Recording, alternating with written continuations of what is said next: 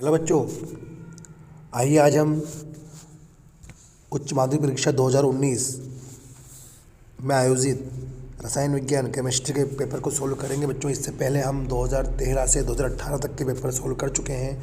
आप उन्हें देखते रहें, उन वीडियोस को आप देखते रहें और उनसे आपको निश्चित रूप से आपके आगामी परीक्षा में बहुत फ़ायदा होगा, ऐसी मुझे उम्मीद है।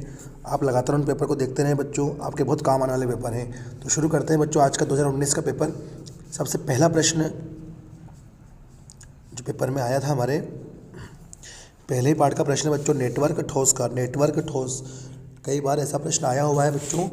नेटवर्क ठोस के एग्जाम्पल पूछ ले तो आप ग्रेफाइट लिख दें बच्चों। आंसर क्या हो जाएगा इसका? ग्रेफाइट। आपसे एक एग्जाम्पल पूछा है, आप एक एग्जाम्पल लिख दें। आपको मैं कहता हूँ आप एक से ज़्यादा याद रखें। आप याद तो एक से ज़्यादा रखें, क्योंकि हम जब ज़्यादा याद रखेंगे तभी तो हम वहाँ एक दो लिख पाएंगे। तो हीरा लिख लें, ग्रेफाइट लिख लें, आप एल्यूमिनियम नाइट्राइड AlN को याद रख लें, AlN को याद रख लें। आप क्वार्ट्ज भी होता है। तो मैंने कुल आपको 3-4 एग्जाम्पल बता दिए बच्चों। आप हीरा लिख दें, ग्रेफाइट लिख दें, एल्यूमिनियम नाइट्राइड है और क्वार्ट्ज है। ओके बच्चों, नेक्स्ट क्वेश्चन नंबर 2 है आपका स्थिर क्वांतीय मिश्रण की परिभाषा। बच्चों, दो ऐसे अवयव है ना, परिभाषा समझें बच्चों आपकी है ना। मिनिमम दो या दो से अधिक अवयवों का ऐसा मिश्रण, दो या दो से अधिक अवयवों का बोल दें, आप विलयनों का बोल दें।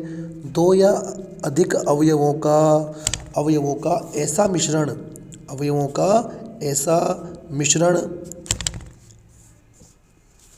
जो अवयवों के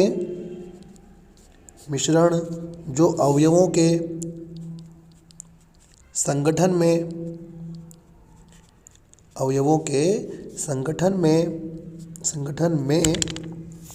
परिवर्तन हुए बिना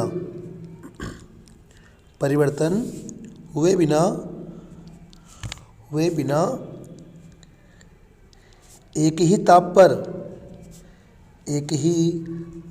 पर उबलते हैं या वाष्पित होते हैं। मैंने लिख दिया बच्चों, थोड़ी सी टिपिकल परिभाषा थी इसलिए मैंने लिख दिया। हम समझें कि दो या दो से अधिक विलयनों का या अवयवों का ऐसा मिश्रण जो उन अवयवों के संगठन में परिवर्तित हुए बिना एक ही ताप पर क्या होते हों, वाष्पित होते हों। मतलब कि वो दोनों विलयन जिनका क्वथनांक पहले तो अलग अलग था, दो विलयन जब वो अलग अलग अवस्था में थे ना, तब तो उनका क्वथनांक क्या था, अलग अलग था। लेकिन जब आपने उनको एक निश्चित मात्रा में मिला लिया, अब वो ऐसा मिश्रण बन चुका है। अब वो मिश्रण ऐसा है जिसमें दोनों एक साथ, दोनों अवयव या दो से अधिक अवयव भी ले रखे ना आपने, वो दोनों के दोनों अवयव एक साथ वाष्पित होंगे जब तक वो, और दोनों एक साथ वाष्पित होंगे इसका मतलब उनके संगठन में कोई परिवर्तन नहीं होगा जब तक कि वाष्पित नहीं होंगे। तो एक साथ क्या होते हैं बच्चों, वो एक साथ वाष्पित होते हैं। ठीक है बच्चों, आपको याद रखना है कि दो या अधिक अवयवों का, आपको परिभाषा लिखनी है केवल, दो या अधिक अवयवों का ऐसा मिश्रण जो अवयवों के संगठन में परिवर्तन हुए बिना एक ही ताप पर वाष्पित होते हैं, स्थिर क्वांतीय मिश्रण कहलाता है। ठीक है, चले बच्चों, तीसरा प्रश्न है, एक रासायनिक अभिक्रिया का वेग 1.72 इंटू 10⁻⁴ सेकंड इनवर्स है बच्चों। अभिक्रिया की कोटि ज्ञात करें। बच्चों, आपको अभिक्रिया की कोटि चैप्टर नंबर 4 का प्रश्न है, शून्य कोटि, प्रथम कोटि, द्वितीय कोटि, है ना। अब आपको कोटि ज्ञात करनी है ना बच्चों, तो इस सवाल में आपको फोकस करना है, वो दिया क्या है आपको, वेग नीतांक दिया है। वेग नीतांक कह लो, वेग स्थिरांक कह लो, वेग स्थिरांक कह लो। मतलब कि आपको किसका मान दिया है बच्चों, आपको उसने के का मान दिया है। और जब के का मान दे रखा है ना, तो आपको कहीं पर भी गौर नहीं करना, आपको ये यहाँ गौर करना है, इस जगह पर, इस मात्रक पे गौर करना है। इसका मात्रक बच्चों सेकंड इनवर्स है, और सेकंड इनवर्स मात्रक होता है प्रथम कोटि का। सेकंड इनवर्स मात्रक कौन सी कोटि का होता है, प्रथम कोटि का होता है। केवल आपको बिना सवाल किए मात्रक के आधार पर पहचान करनी है यहाँ पर कि यह अभिक्रिया प्रथम कोटि की है। ठीक है, आपको केवल मात्रक देखना है बच्चों, और कुछ भी इसके अलावा सवाल नहीं करना है। मात्रक के आधार पर हमने अनुमान लगा लिया कि यह अभिक्रिया प्रथम कोटि की है। ठीक है बच्चों, आंसर आएगा प्रथम कोटि की। नेक्स्ट क्वेश्चन नंबर 4 है आपका दहलीज ऊर्जा। ठीक है बच्चों, समझे परिभाषा क्या होती है। पहले मैं आपको समझाता हूँ क्या होता है। मान लो कि कोई अभिक्रिया है, कोई अभिकारक है, अभिकारक ए है और अभिकारक बी है। इन अभिकारकों को उत्पाद बनाना है, पर यह अभिकारक माना कि अभिकारक अक्रिय है। माना कि अभिकारक क्या है, अक्रिय है। है ना, या सक्रिय भी है मान लो, तब भी हम यूँ कहें कि अब ये अभिकारक है ना उत्पाद में कब बदलेंगे, जब इनके पास एक निश्चित एनर्जी हो, एक निश्चित क्या हो, ऊर्जा हो, एक निश्चित क्या हो, ऊर्जा हो, एक न्यूनतम ऊर्जा हो जो कि उनमें उत्पाद में परिवर्तन के लिए आवश्यक हो। अगर अभिकारकों के पास वो न्यूनतम ऊर्जा नहीं है तो वो क्रिया करके उत्पाद नहीं बनाएंगे, ठीक है। लेकिन अगर वो उस न्यूनतम ऊर्जा को रखते हैं या न्यूनतम ऊर्जा से ज़्यादा ऊर्जा रखते हैं तो वो क्या बन जाएंगे, उत्पाद बन जाएंगे। तो वो न्यूनतम ऊर्जा जो कि अभिकारकों को रखनी होती है उत्पाद में बदलने के लिए, उस न्यूनतम ऊर्जा को बच्चों बोलते हैं क्या, दहलीज ऊर्जा। तो आप सुने, परिभाषा सुनना बच्चों इसकी, कि किसी अभिकारक की वह न्यूनतम ऊर्जा, किसी अभिकारक की वह न्यूनतम ऊर्जा जो उसे उत्पाद में परिवर्तित होने के लिए आवश्यक होती है। याद रखें बच्चों, किसी अभिकारक की वह न्यूनतम ऊर्जा, किसी अभिकारक की वह न्यूनतम ऊर्जा जो उसे उत्पाद में परिवर्तित होने के लिए आवश्यक होती है, दहलीज ऊर्जा कहलाती है। ठीक है बच्चों। नेक्स्ट अगला क्वेश्चन है आपका द्वितंतुक लिगेंड का। बच्चों ऐसा लिगेंड जिसमें 2 दाता परमाणु हो, ऐसा लिगेंड जिसमें 2 दाता परमाणु हो, तो ईजीएस्ट एग्जाम्पल याद रख लो बच्चों इस प्रकार से आप, एथिलीन डाइमीन। एग्जाम्पल क्या है आपका, एथिलीन डाइमीन। यहाँ पर नाइट्रोजन पर भी एकाकी, इस वाले पर भी एलपी है और इस वाले पर भी एलपी, मतलब आपके पास 2 दाता परमाणु है।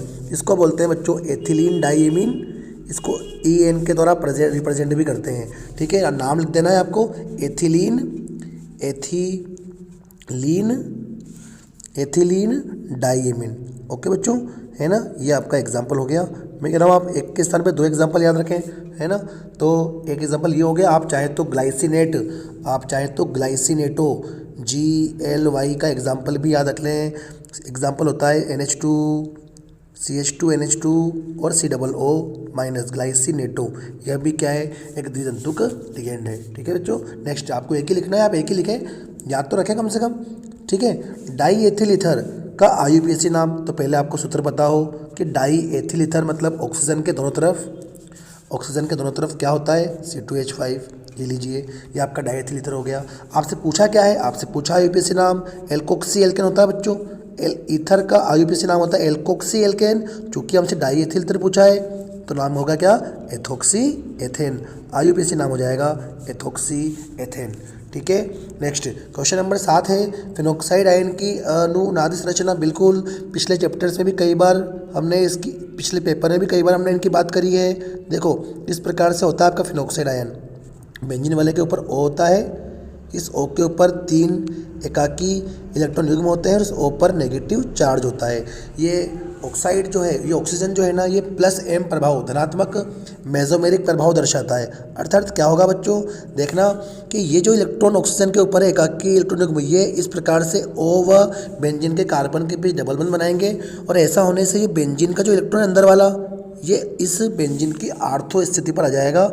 अब गौर से देखना बच्चों, केवल जो हमने चेंजेस किया है ना उसको फोकस करेंगे अपन। यहाँ पर डबल बंध बन चुका है O का, O के पास अभी भी 2 एकाकी इलेक्ट्रॉन युग्म है, पर अब इस O पर कोई भी नेगेटिव चार्ज नहीं आएगा क्योंकि इसने इस बंध में इलेक्ट्रॉन दिए हैं यहाँ पर, इसलिए इस पर चिन्ह उदासीन हो जाएगा। यहाँ डबल बॉन्ड बन गया, इलेक्ट्रॉन जो है आपके वो बंध के यहाँ आ चुके हैं बाहर, चिन्ह यहाँ माइनस का हो जाएगा और यहाँ हमने कोई परिवर्तन नहीं किया बेंजीन के अंदर। अब क्या होता है बच्चों, इसको स्थायित्व प्रदान करने के लिए ना, ये माइनस का चिन्ह है ना, इलेक्ट्रॉन जो है ना ये बेंजीन के अंदर आएंगे और पैरा स्थिति पर आएंगे, इस स्थिति पर आएंगे और यहाँ से ये जो इलेक्ट्रॉन है ना, ये इलेक्ट्रॉन यहाँ आ जाएगा, इस जगह आ जाएगा। ठीक है, ये इलेक्ट्रॉन यहाँ से यहाँ आएंगे बच्चों और ये बेंजीन के इलेक्ट्रॉन बाहर आएंगे पैरा स्थिति पर। तो हमने अब कहाँ चेंज नहीं किया, हमने ऊपर कोई चेंज नहीं किया, ऊपर ऐसा का ऐसा ही है। हमने यहाँ कोई चेंज नहीं किया, पर यहाँ बंद बन चुका है अब और इलेक्ट्रॉन जो है बाहर यहाँ पैरा स्थिति पर आ चुके हैं, चिन्ह माइनस का यहाँ आ जाएगा। नेक्स्ट स्टेप में बच्चों ये इलेक्ट्रॉन जो है वो यहाँ आएंगे बेंजीन के अंदर और बेंजीन के अंदर के ये वाले इलेक्ट्रॉन जो है निकल करके इस आर्थो स्थिति पर आएंगे। ठीक है, इस प्रकार से एक और स्ट्रक्चर बनेगा जहाँ पर ऊपर वही डबल बंद O है, ऊपर कोई चेंज नहीं किया हमने, बंद यहाँ बन चुका है, बंद यहाँ बन चुका है और चिन्ह माइनस का कहाँ आएगा, इस वाली आर्थो स्थिति पर आएगा। इस प्रकार से आप फिनोक्साइड आयन की अनुनादी संरचना बना सकते हैं। बच्चों मैं पहले भी कहता आ रहा हूँ आपसे, क्लोरोबेंजीन पूछे, आपसे फिनोक्साइड पूछे, आपसे फिनोल का पूछे, ठीक है बच्चों। आपसे एनिसोल का पूछे, लगभग इसी प्रकार से उनमें अनुनाद होता है, क्योंकि वो प्लस एम प्रभाव दर्शा रहे होते हैं बच्चों, है ना। इसी प्रकार से होता है अनुनाद उसके अंदर। आर्थो और पैरा स्थिति पर, बेंजीन की आर्थो और पैरा स्थिति पर इलेक्ट्रॉन घनत्व जो है बढ़ जाता है, ठीक है। नेक्स्ट अगला अभिक्रिया है, क्वेश्चन नंबर 8 है आपका, कार्बिल एमीन अभिक्रिया। जो कार्बिल एमीन अभिक्रिया याद कीजिए आप, आइसोसाइनेट परीक्षण भी कहते हैं इसको अपन, है ना। होता क्या है अभिक्रिया में, जब हम मेथिल एमीन ले लें, हम प्राथमिक एमीन ले लें बच्चों, क्योंकि अभिक्रिया का प्रयोग करते हैं 1 degree amine, 2 degree amine, 3 degree amine, तीनों प्रकार के एमीन में विभेद करने के लिए। ये आपका मेथेन एमीन है, मैं कह रहा हूँ आपका प्राथमिक एमीन है। मेथेन एमीन आप नाम भी लिखा करें अभिक्रियाओं में, पेपर में जब भी लिखें आप नाम भी लिखा करें बच्चों। प्लस इसकी क्रिया करेंगे हम CHCl3 से, क्लोरोफार्म लेंगे, और साथ में इसकी क्रिया करेंगे अपन एल्कोहलिक KOH से, क्रिया करेंगे अपन इसकी एल्कोहलिक KOH से क्रिया करेंगे, ठीक है बच्चों। ऐसा करने पर क्या होता है, यहाँ से जो है ना, ये तीनों के है ना, इस तीनों Cl के साथ बाहर निकल जाएंगे, है ना। देखो बच्चों क्या क्या सह उत्पाद बन रहा है, आप सुन लेना यहाँ से कि 3 K के साथ 3 Cl, मतलब KCl निकल जाएगा 3 बार। फिर ये यहाँ पर 3 बार OH है बच्चों, KOH में 3 बार OH है, ठीक है। तो वो 3 बार O, यहाँ से 1 H, और ये NH पर 2 H। तो देखो ये 2 H यहाँ पर, 1 H CH का 3 और 3 OH है, मतलब 3 बार क्या निकल जाएगा आपका, H2 निकल जाएगा। तो आपका मेन उत्पाद क्या बनेगा, मैं यहाँ लिख रहा हूँ बच्चों, CH3 बच रहा है, वहाँ पर N बचा है क्योंकि H निकल चुका है, यहाँ से N बच रहा है, और यहाँ पर आप गौर करें यहाँ पर C बच रहा है। इस प्रकार से ये बनेगा मेथिल आइसोसाइनाइड, तीव्र अरुचिकर गंध वाला होता है ये मेथिल आइसोसाइनाइड। इसे ही बोलते हैं अपन क्या, मेथिल कार्बिल एमीन। इसको ही क्या बोलते हैं, मेथिल कार्बिल एमीन भी कहते हैं इसको, है ना। और इसी अभिक्रिया को बोलते हैं अपन कार्बिल एमीन अभिक्रिया, ठीक है बच्चों।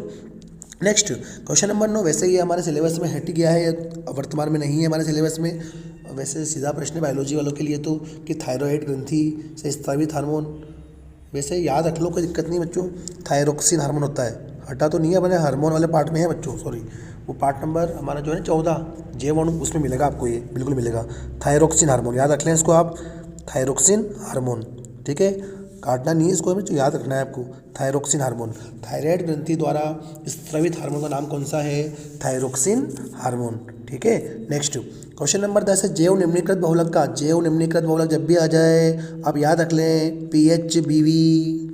PHBV एग्जाम्पल पूछा है आपसे, एकलक इकाई नहीं पूछी है, ये इसका एक एग्जाम्पल है। इसका दूसरा एग्जाम्पल भी है बच्चों, नाइलॉन 2 नाइलॉन 6, इसका दूसरा एग्जाम्पल भी एक नाइलॉन 2 नाइलॉन 6, ठीक है। आपसे एक पूछा है, दोनों में से कोई सा भी एक लिख दें, PHBV लिख दें या नाइलॉन 6 नाइलॉन 2 नाइलॉन 6 लिख दें, ठीक है बच्चों। Next question number 11, Buna N की, तो देखो बच्चों ब्यूना एन बहुलक की एकलक इकाइयाँ लिखनी है। ब्यूना एन, आप ब्यूना शब्द से पकड़ें, मतलब होता है ब्यूट 1,3 डाइइन। ब्यूना बना हुआ है किससे, ब्यूट 1,3 डाइइन, या आप इसको 1,3 ब्यूटा डाइइन भी कह सकते हैं, ठीक है बच्चों। ये पहली एकलक इकाई हो गई आपकी, ये आपकी पहली एकलक इकाई हो गई ब्यूट 1,3 डाइइन, ब्यूट 1,3 डाइइन, जिसको कि अपन क्या बोलते हैं, जिसको कि अपन 1,3 ब्यूटा डाइइन भी कहते हैं। अब एक और चीज़, क्या पीछे क्या आ रहा है, इसमें एन आ रहा है, एन मतलब एक्राइलोनाइट्राइल, एक्राइलोनाइट्राइल, ये इसकी दूसरी एकलक इकाई है। आप एक्राइलो के लो, आप एक्रीलो के लो, चलेगा बच्चों, कोई दिक्कत नहीं है ना, कह सकते हैं अपन एक्राइलो के लो या एक्रीलो के लो नाइट्राइल, ठीक है। ये दोनों एकलक इकाइयाँ होती है इसके अंदर, ये 1 नंबर वाली, नंबर 2 वाली याद रख लेंगे बच्चों। केवल एकलक इकाई पूछी है आपसे, रिएक्शन तो नहीं पूछी है, तो हम लिखेंगे भी नहीं इसको, ठीक है। क्वेश्चन नंबर 12 है, बहुलक के बहु परिक्षेपण घातांक, ठीक है बच्चों। ये एक्चुअल में पहले था, ये PDI बोलते हैं इसको, है ना, PDI बोलते हैं इसको, पॉली डिस्पर्सिटी इंडेक्स बोलते हैं इसको, PDI। इसका सूत्र होता था इस प्रकार से, M/W/MN, ये सूत्र होता था इसका बच्चों, पर हमारे वर्तमान में नहीं है सिलेबस में, आप ना करें इसको याद, कोई दिक्कत नहीं है, ठीक है। प्रश्न नंबर 13, H2O में अणु में उपसम्मित अक्ष, बच्चों ये भी नहीं है वर्तमान में, इसको भी करने की आवश्यकता नहीं है आपको। ये पहले चैप्टर, एक अलग से चैप्टर था आपके, पहले था, अब नहीं है वर्तमान में।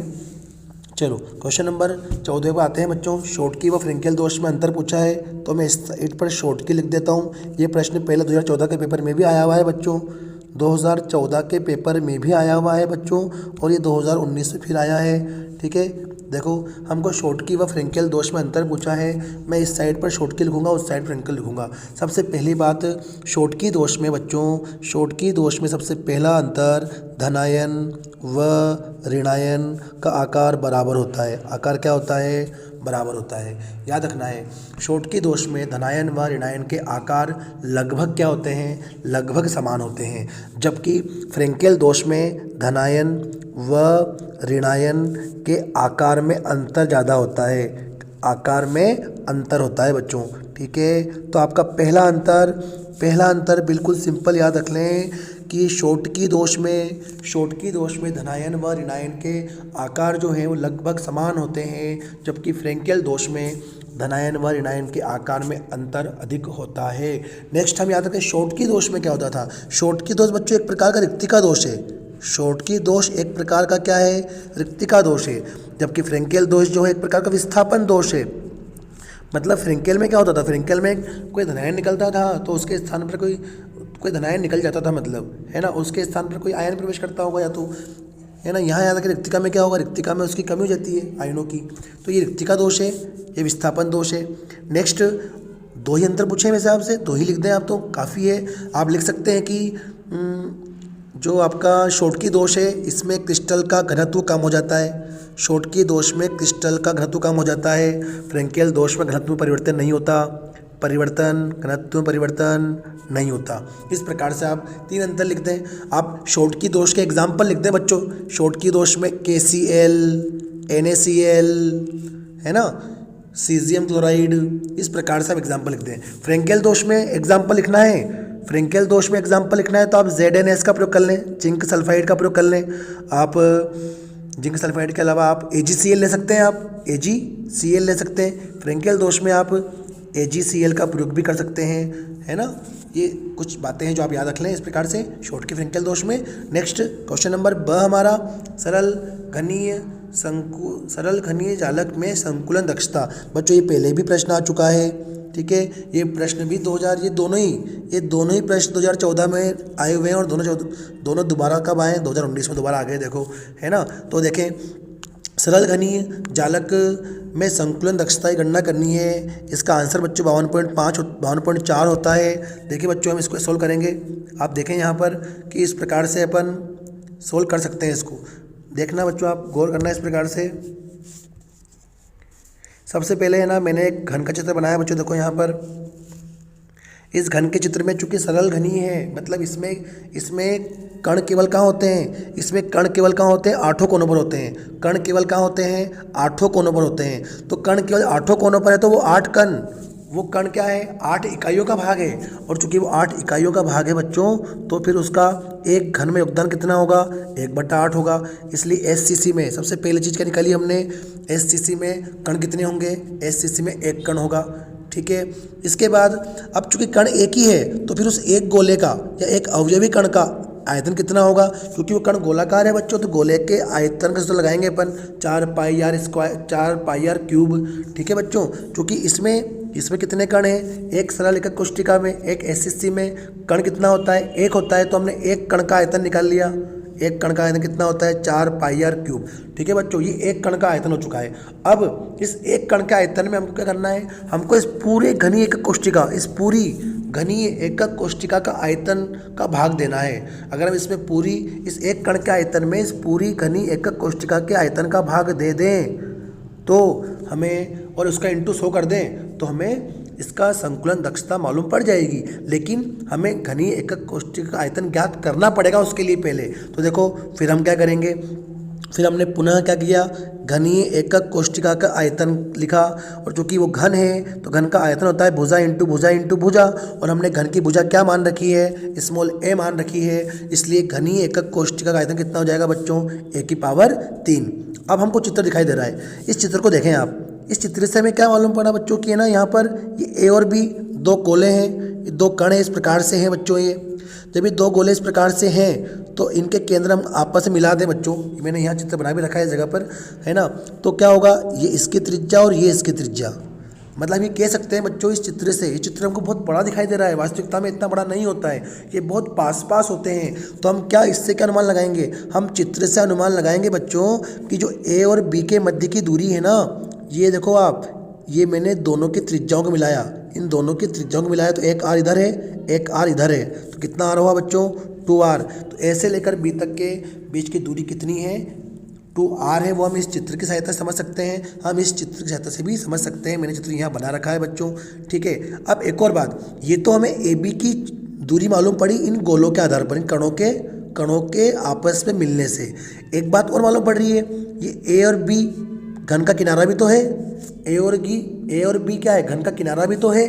तो देखो इस किनारे की लंबाई, पुनः चित्र से हमें क्या मालूम पड़ा, किनारे की लंबाई कितनी है, किनारा कितना है, ए बी बराबर कितना है, 2a है, ए बी बराबर 2a है। तो अब यहाँ गौर करें, यहाँ पर भी ए बी की वैल्यू आ रही है 2r और यहाँ ए बी की वैल्यू आ रही है a, अर्थात दोनों का बायां पक्ष समान है, दोनों का बायां पक्ष समान है। तो हम क्या कर देंगे, इनके दाएं पक्ष को भी आपस में समान कर देंगे। समीकरण 3 और इस 4 की तुलना करेंगे ना अपन, तो हमें क्या आएगा, a बराबर 2r, हमें प्राप्त होगा a बराबर 2r। देखो a बराबर 2r।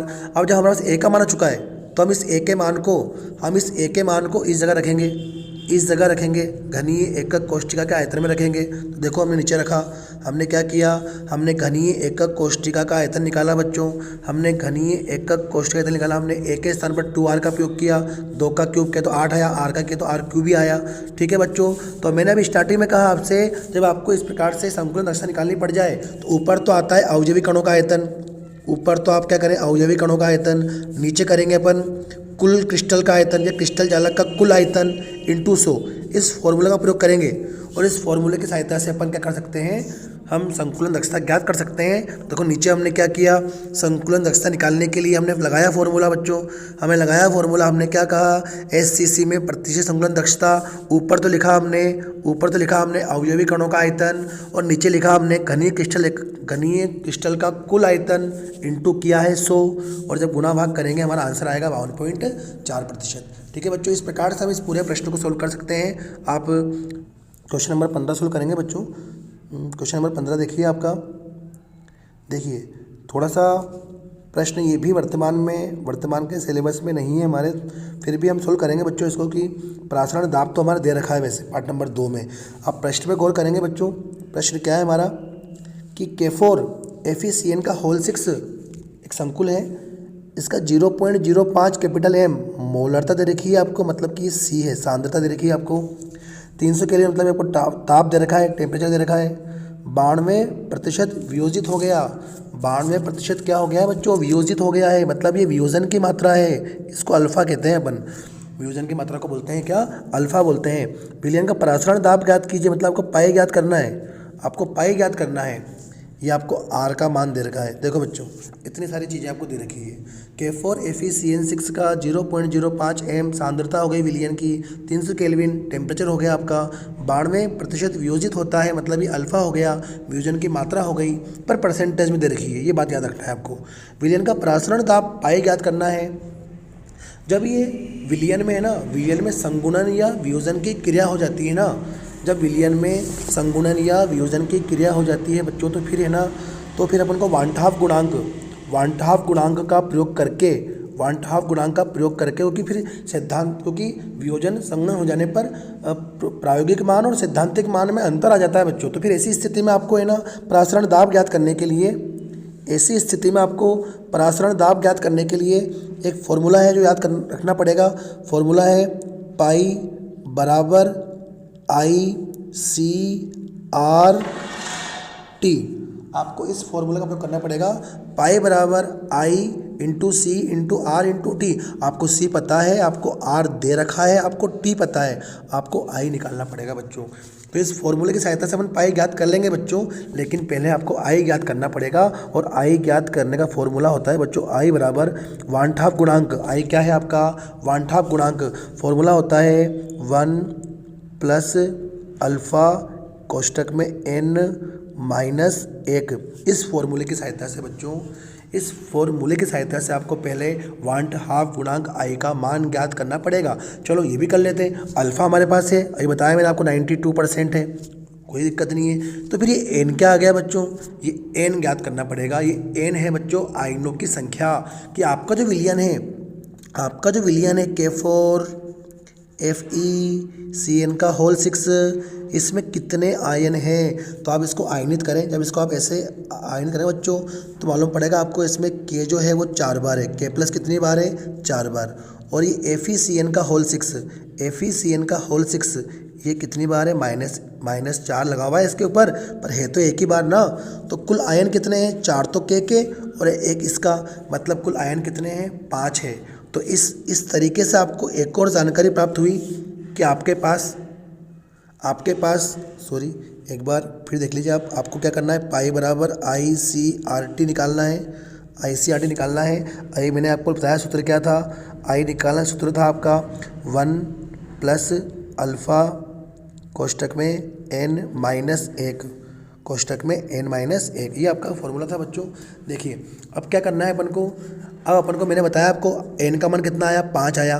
जब n का मान 5 है तो आप n का मान रखेंगे, तो रखो वो सूत्र मान रखेंगे अपन, 1 प्लस अल्फ़ा का मान 92% था, तो परसेंट मतलब 92/100 हो जाएगा, 92/100 हो जाएगा। n का मान कितना था, 5 था, 5 में से घटाएंगे, n का मान 5 आया था ना अभी कुछ देर पहले। बस आप इस गुणा भाग करेंगे बच्चों उसका, जब आप इसका गुणा भाग करेंगे तो आपका आंसर आएगा लगभग 4.68, ये आपका आंसर आएगा इसका गुणा भाग करने पर। आप कर देना है सब बच्चों इसको, 5 में से करना 4 आएगा, 4 का इस 0.92 से गुणा करना, लगभग 3.68 आएगा। उस 3.68 को आप 1 में जोड़ना, 4.68 आएगा। ऐसा आपको आई का मान मालूम पड़ जाएगा। अब जब आपके पास आई का मान मालूम पड़ गया बच्चों, तो फिर आपको डायरेक्ट क्या करना है, सूत्र मान रखना है, पाई बराबर क्या, आई का मान कितना है 4.68, आई सी का मान कितना है, मैंने बताया था 0.05, आर का मान दे रखा है 0.0821, ठीक है, और टी का मान पता है 300। आप इनको गुणा भाग करेंगे ना, गुणा करेंगे ना बच्चों, आप सोल्व करेंगे ना इसको, तो आपका आंसर आएगा ऑलमोस्ट 5.76 वायुमंडलीय। ठीक है, इस प्रकार से हम इस क्वेश्चन को सॉल्व कर सकते हैं। ठीक है बच्चों, मैंने बता दिया आपको इसके अंदर कि एन कैसे निकाला मैंने। इस K4FeCN6 को हमने आयनित किया तो 5 आयन बने, तो एन की वैल्यू कितनी हो जाएगी, यहाँ पर 5 जाएगी। आई निकालना पड़ेगा पहले अपन को, क्यों निकालना पड़ रहा है, नहीं निकालना पड़ता, अगर संगुणन वियोजन नहीं होता तो हम डायरेक्ट पाई बराबर CRT लगाकर सवाल कर देते, पर चूंकि जब भी विलयन में संगुणन या वियोजन हो जाए तो फिर आपको आई लगाना पड़ता है, 1/2 गुणांक आई का प्रयोग करना पड़ता है उसके अंदर।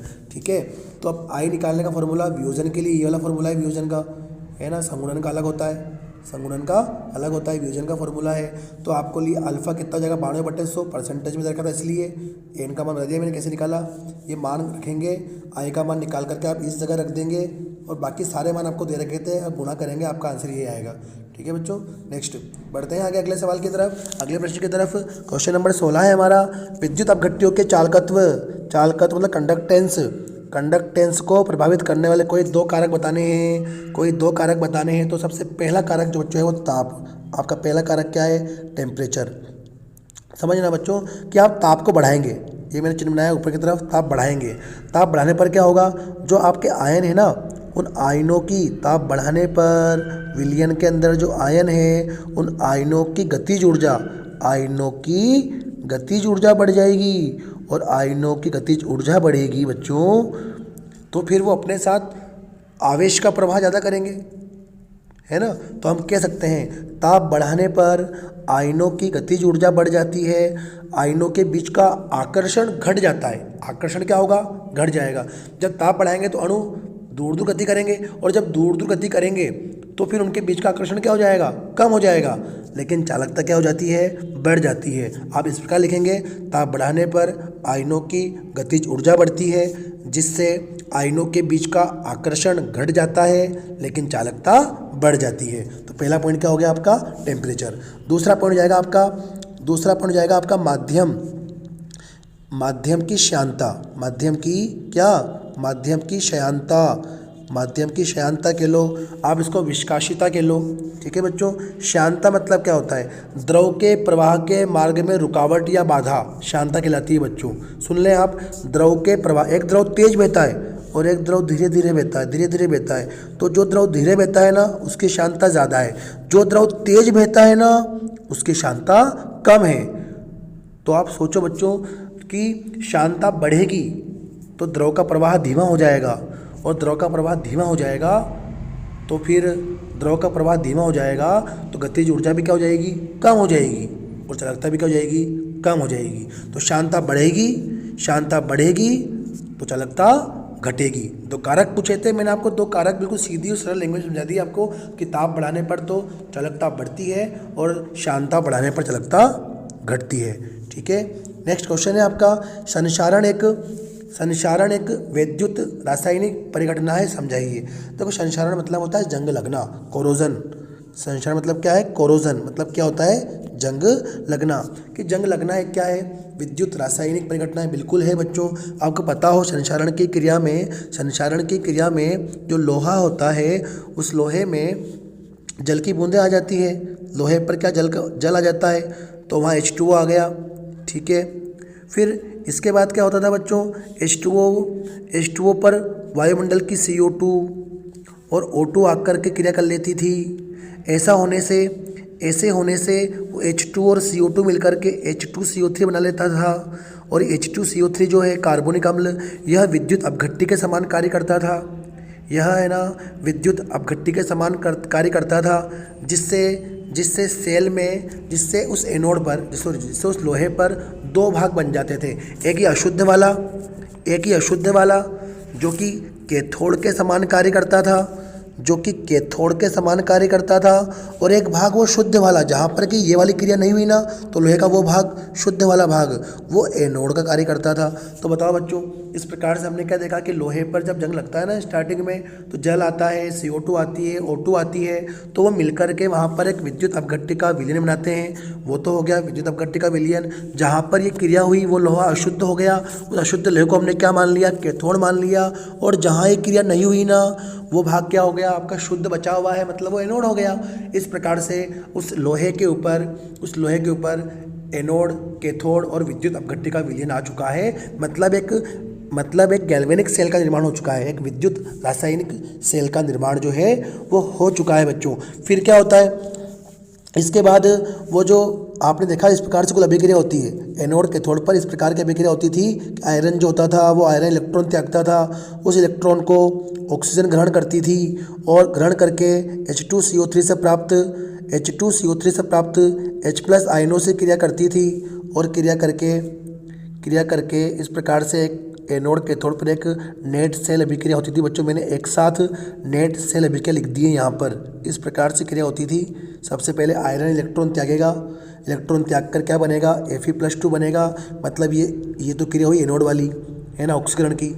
फिर ये दोनों O2 और H+, Fe द्वारा त्यागे इलेक्ट्रॉन O2 ग्रहण करेगी, O-2 बनेगी, और O-2 इस H+ से क्रिया करके जल बनाएगी। ये वाली क्रिया कैथोड की हो गई। मैंने दोनों मिलाकर के नेट सेल अभिक्रिया लिख दी है। तो ये अभिक्रिया एक नेट सेल अभिक्रिया है जो कि विद्युत रासायनिक परिघटना को प्रदर्शित करती है। ठीक है, इसके बाद क्या होता था बच्चों, ये Fe+2 आयन जो है निकल करके जल से क्रिया करता था। याद करें आप, Fe+2 से निकल करके जल से क्रिया करता था, वायु से क्रिया करता था, और क्रिया करके Fe2O3 बनाता था बच्चों, Fe2O3। और अंत में ये Fe2O3 जल योजित होकर के Fe2O3.3H2O या Fe2O3.xH2O बना करके जंग का निर्माण करता था। तो बच्चों आपको पूरी संक्षारण की प्रक्रिया जो है ना वो आपको अपने शब्दों में विद रासायनिक रिएक्शन आपको समझा देनी है। मैंने भी आपको शॉर्ट में यहाँ पर रिएक्शन समझा दी है बच्चों उसकी। नेक्स्ट क्वेश्चन नंबर 17 है आपका, 298 केल्विन पर एक सवाल है ये भी। 298 केल्विन पर 0.10 m KCl, मतलब ये सांद्रता दे दी आपको मोलरता में, है ना। KCl विलयन की चालकता मतलब आपको कंडक्टिविटी दी है, मतलब कैपिटल, मतलब आपको K का मान दिया है, आपको इसका मान दिया है, K का मान दे रखा है। इसकी मोलर चालकता निकालनी है। मोलर चालकता मतलब λm निकालना है आपको। निकालना क्या है बच्चों, λm का मान निकालना है। ठीक ठीक है बच्चों, का परिकलन आपको करना है। बिल्कुल सीधा सवाल है। आपको सी का मान दे रखा है, बिल्कुल आपको सी का मान दे रखा है, आपको के का मान दे रखा है, और मोलर चालकता निकालने के लिए आप मोलर चालकता की परिभाषा से, हम मोलर चालकता की परिभाषा में पढ़ते थे इस प्रकार से कि के विशिष्ट चालकता या चालकता बोलते हैं अपन इंटू 1000 बटे सी।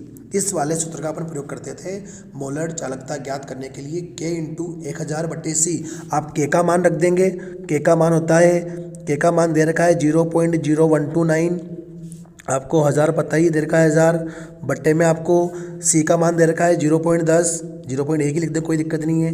जब आप इसे गुणा भाग करेंगे ना बच्चों तो आपका आंसर आएगा 129 129 siemens centimetre square mole inverse. ये मात्रक भी आप लिखना ना भूलें बच्चों, ठीक है। बिल्कुल सीधा प्रश्न है, सारे वैल्यू आपको दे रखी है, बस आपको सूत्र पता होना चाहिए। खास बात क्या है, आपको सूत्र पता होगा तो आप इजीली यहाँ पर सवाल हल कर लेंगे। नेक्स्ट क्वेश्चन नंबर 18 है आपका, एक प्रथम कोटि की अभिक्रिया, एक प्रथम कोटि की अभिक्रिया 20% वियोजन होने में 40 मिनट लगते हैं। प्रथम कोटि की अभिक्रिया को 20% वियोजित होने में आपको परसेंटेज में दे दिया बच्चों, और 40 मिनट आपको समय दे दिया, आपको टी दे दिया है, टी, ये टी का मान दे रखा है। अर्ध आयु की गणना कीजिए, यहाँ स्पष्ट लिखा हुआ है प्रथम कोटि की अभिक्रिया। देखो बच्चों थोड़ा सा आप ध्यान रखेंगे, आपको अर्ध आयु ज्ञात करनी है ना। अब प्रथम कोटि की अभिक्रिया में अर्ध आयु ज्ञात करने का फॉर्मूला ये मैंने आपके सामने लिखा है यहाँ पर, T half is equal to 0.693 बटे K1। बच्चों ये फॉर्मूला है अर्ध आयु ज्ञात करने का, टी हाफ बराबर 0.693 बटे के। अब बच्चों हमको तो इसने यहाँ 40% दे दी, 40 मिनट दे दिया, 20% दे दिया, पर हमको सूत्र में सूत्र में क्या चाहिए, हमें तो के चाहिए, हमें तो प्रथम कोटि की अभिक्रिया के लिए वेग स्थिरांक का मान चाहिए। तो इसलिए सबसे पहले हमको इसको ज्ञात करने से पहले बच्चों आपको के का मान निकालना पड़ेगा, इस के का मान निकालना पड़ेगा। तो के मान को निकालने के लिए इस आप सूत्र याद रखने वाला हम पुनः एक बार देखते हैं बच्चों। इस के का मान निकालने के लिए हमको क्या करना पड़ेगा, हम मानना पड़ेगा, जब यहाँ परसेंटेज में दे रखा हो ना तो आपको मानना पड़ेगा प्रारंभिक सांद्रता ए बराबर 100। एग्जैक्ट याद रखें बच्चों, जब ये दे रखा हो आपको परसेंटेज, इसका मतलब प्रारंभिक सांद्रता कितनी होगी, 100 होगी। प्रतिशत का कितने में होता है, 100 में से होता है। फिर कितना प्रतिशत वियोजित हुआ, कितना प्रतिशत वियोजित हुआ, 20% वियोजित हुआ। मतलब कि आपको x का मान दे रखा है, आपको मान किसका दे रखा है, x का मान दे रखा है कि x जो है उत्पाद बन चुका है, ये इतना उत्पाद बन चुका है। तो फिर आपको निकालना है a माइनस एक्स बराबर होता है 100 माइनस 20, मतलब कितना आएगा, 80 आएगा। इस प्रकार से आप ये तीन वैल्यू आपको जो आपको दे रखा है ना 20% वियोजित होने में, उसके आधार पर निकाला आपने कि ए कितना 100 है, प्रारंभिक सांद्रता 100 है, वियोजित कितना हो चुका है, 20 वियोजित हो चुका है, तो अभिकारक कितना बचा है, 80 बचा है। अब इसके आधार पर प्रथम कोटि की अभिक्रिया के वेग स्थिरांक का सूत्र का प्रयोग करना है। प्रथम कोटि की अभिक्रिया के वेग स्थिरांक के सूत्र का प्रयोग करना है। सूत्र होता है के बराबर 2.303 बटे टी लॉग, ऊपर आएगा a upon a minus x. ठीक है बच्चों, आपको पता है टी का वैल्यू कितना है, ये बताया मैंने आपको।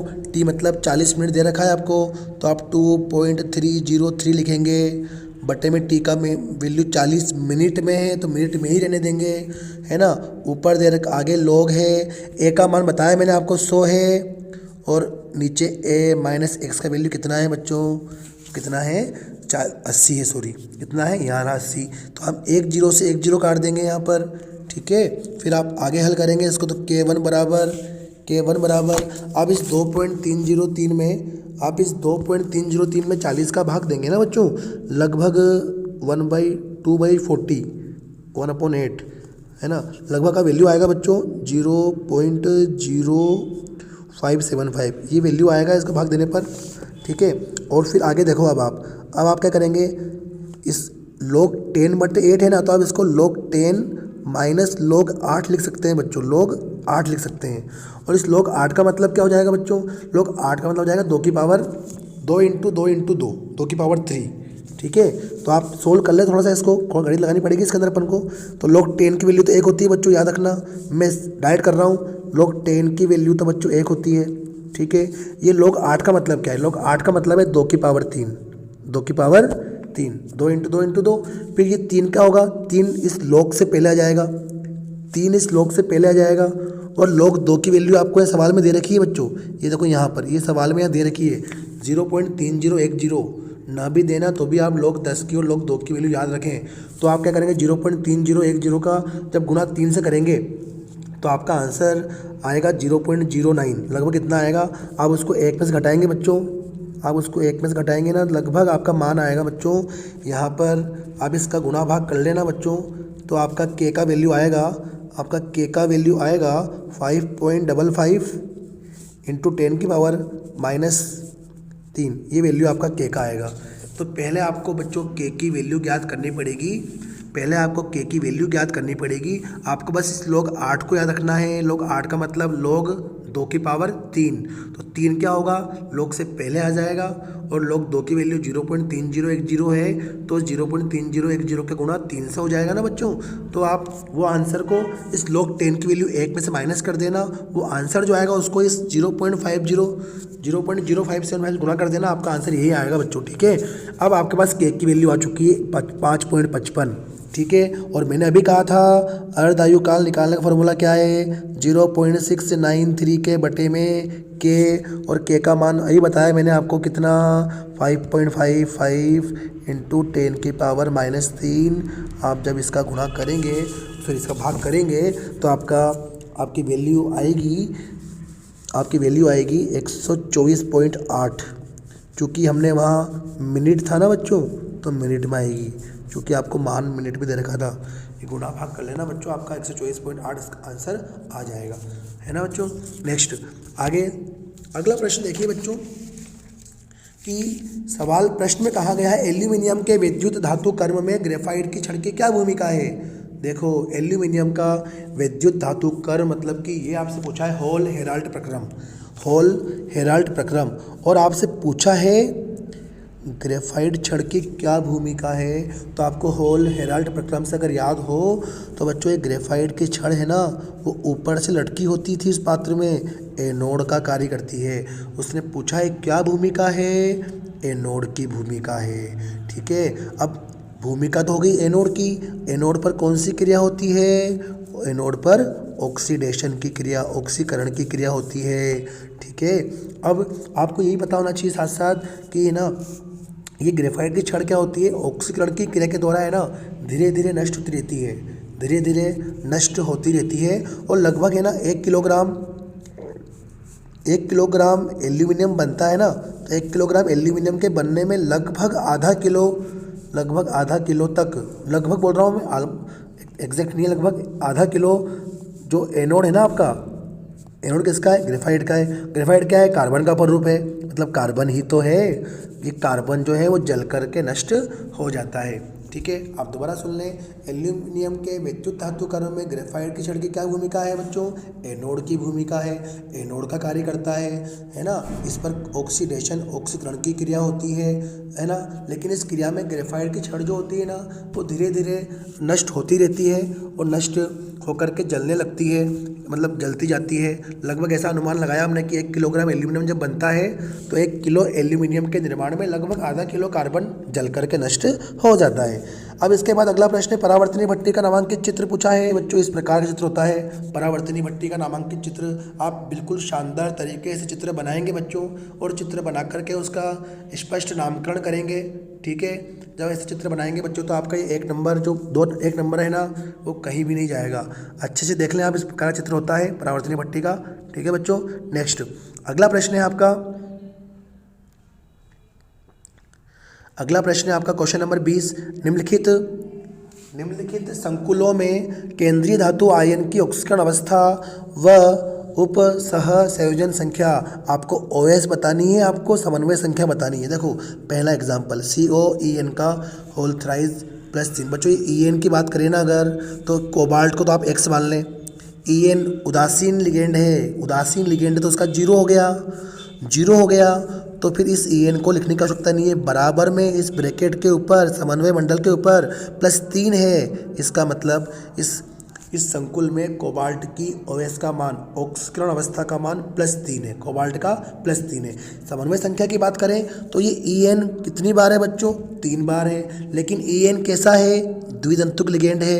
चूँकि EN एथिलीन डाइमीन द्वितंतुक लिगेंड है, द्वितंतुक लिगेंड तो उसमें कितने तथा परमाणु हैं, 2 तथा परमाणु हैं। कितनी बार उपस्थित है, 3 बार उपस्थित है, तो गुणा 3 से करेंगे, उत्तर आएगा आपका 6।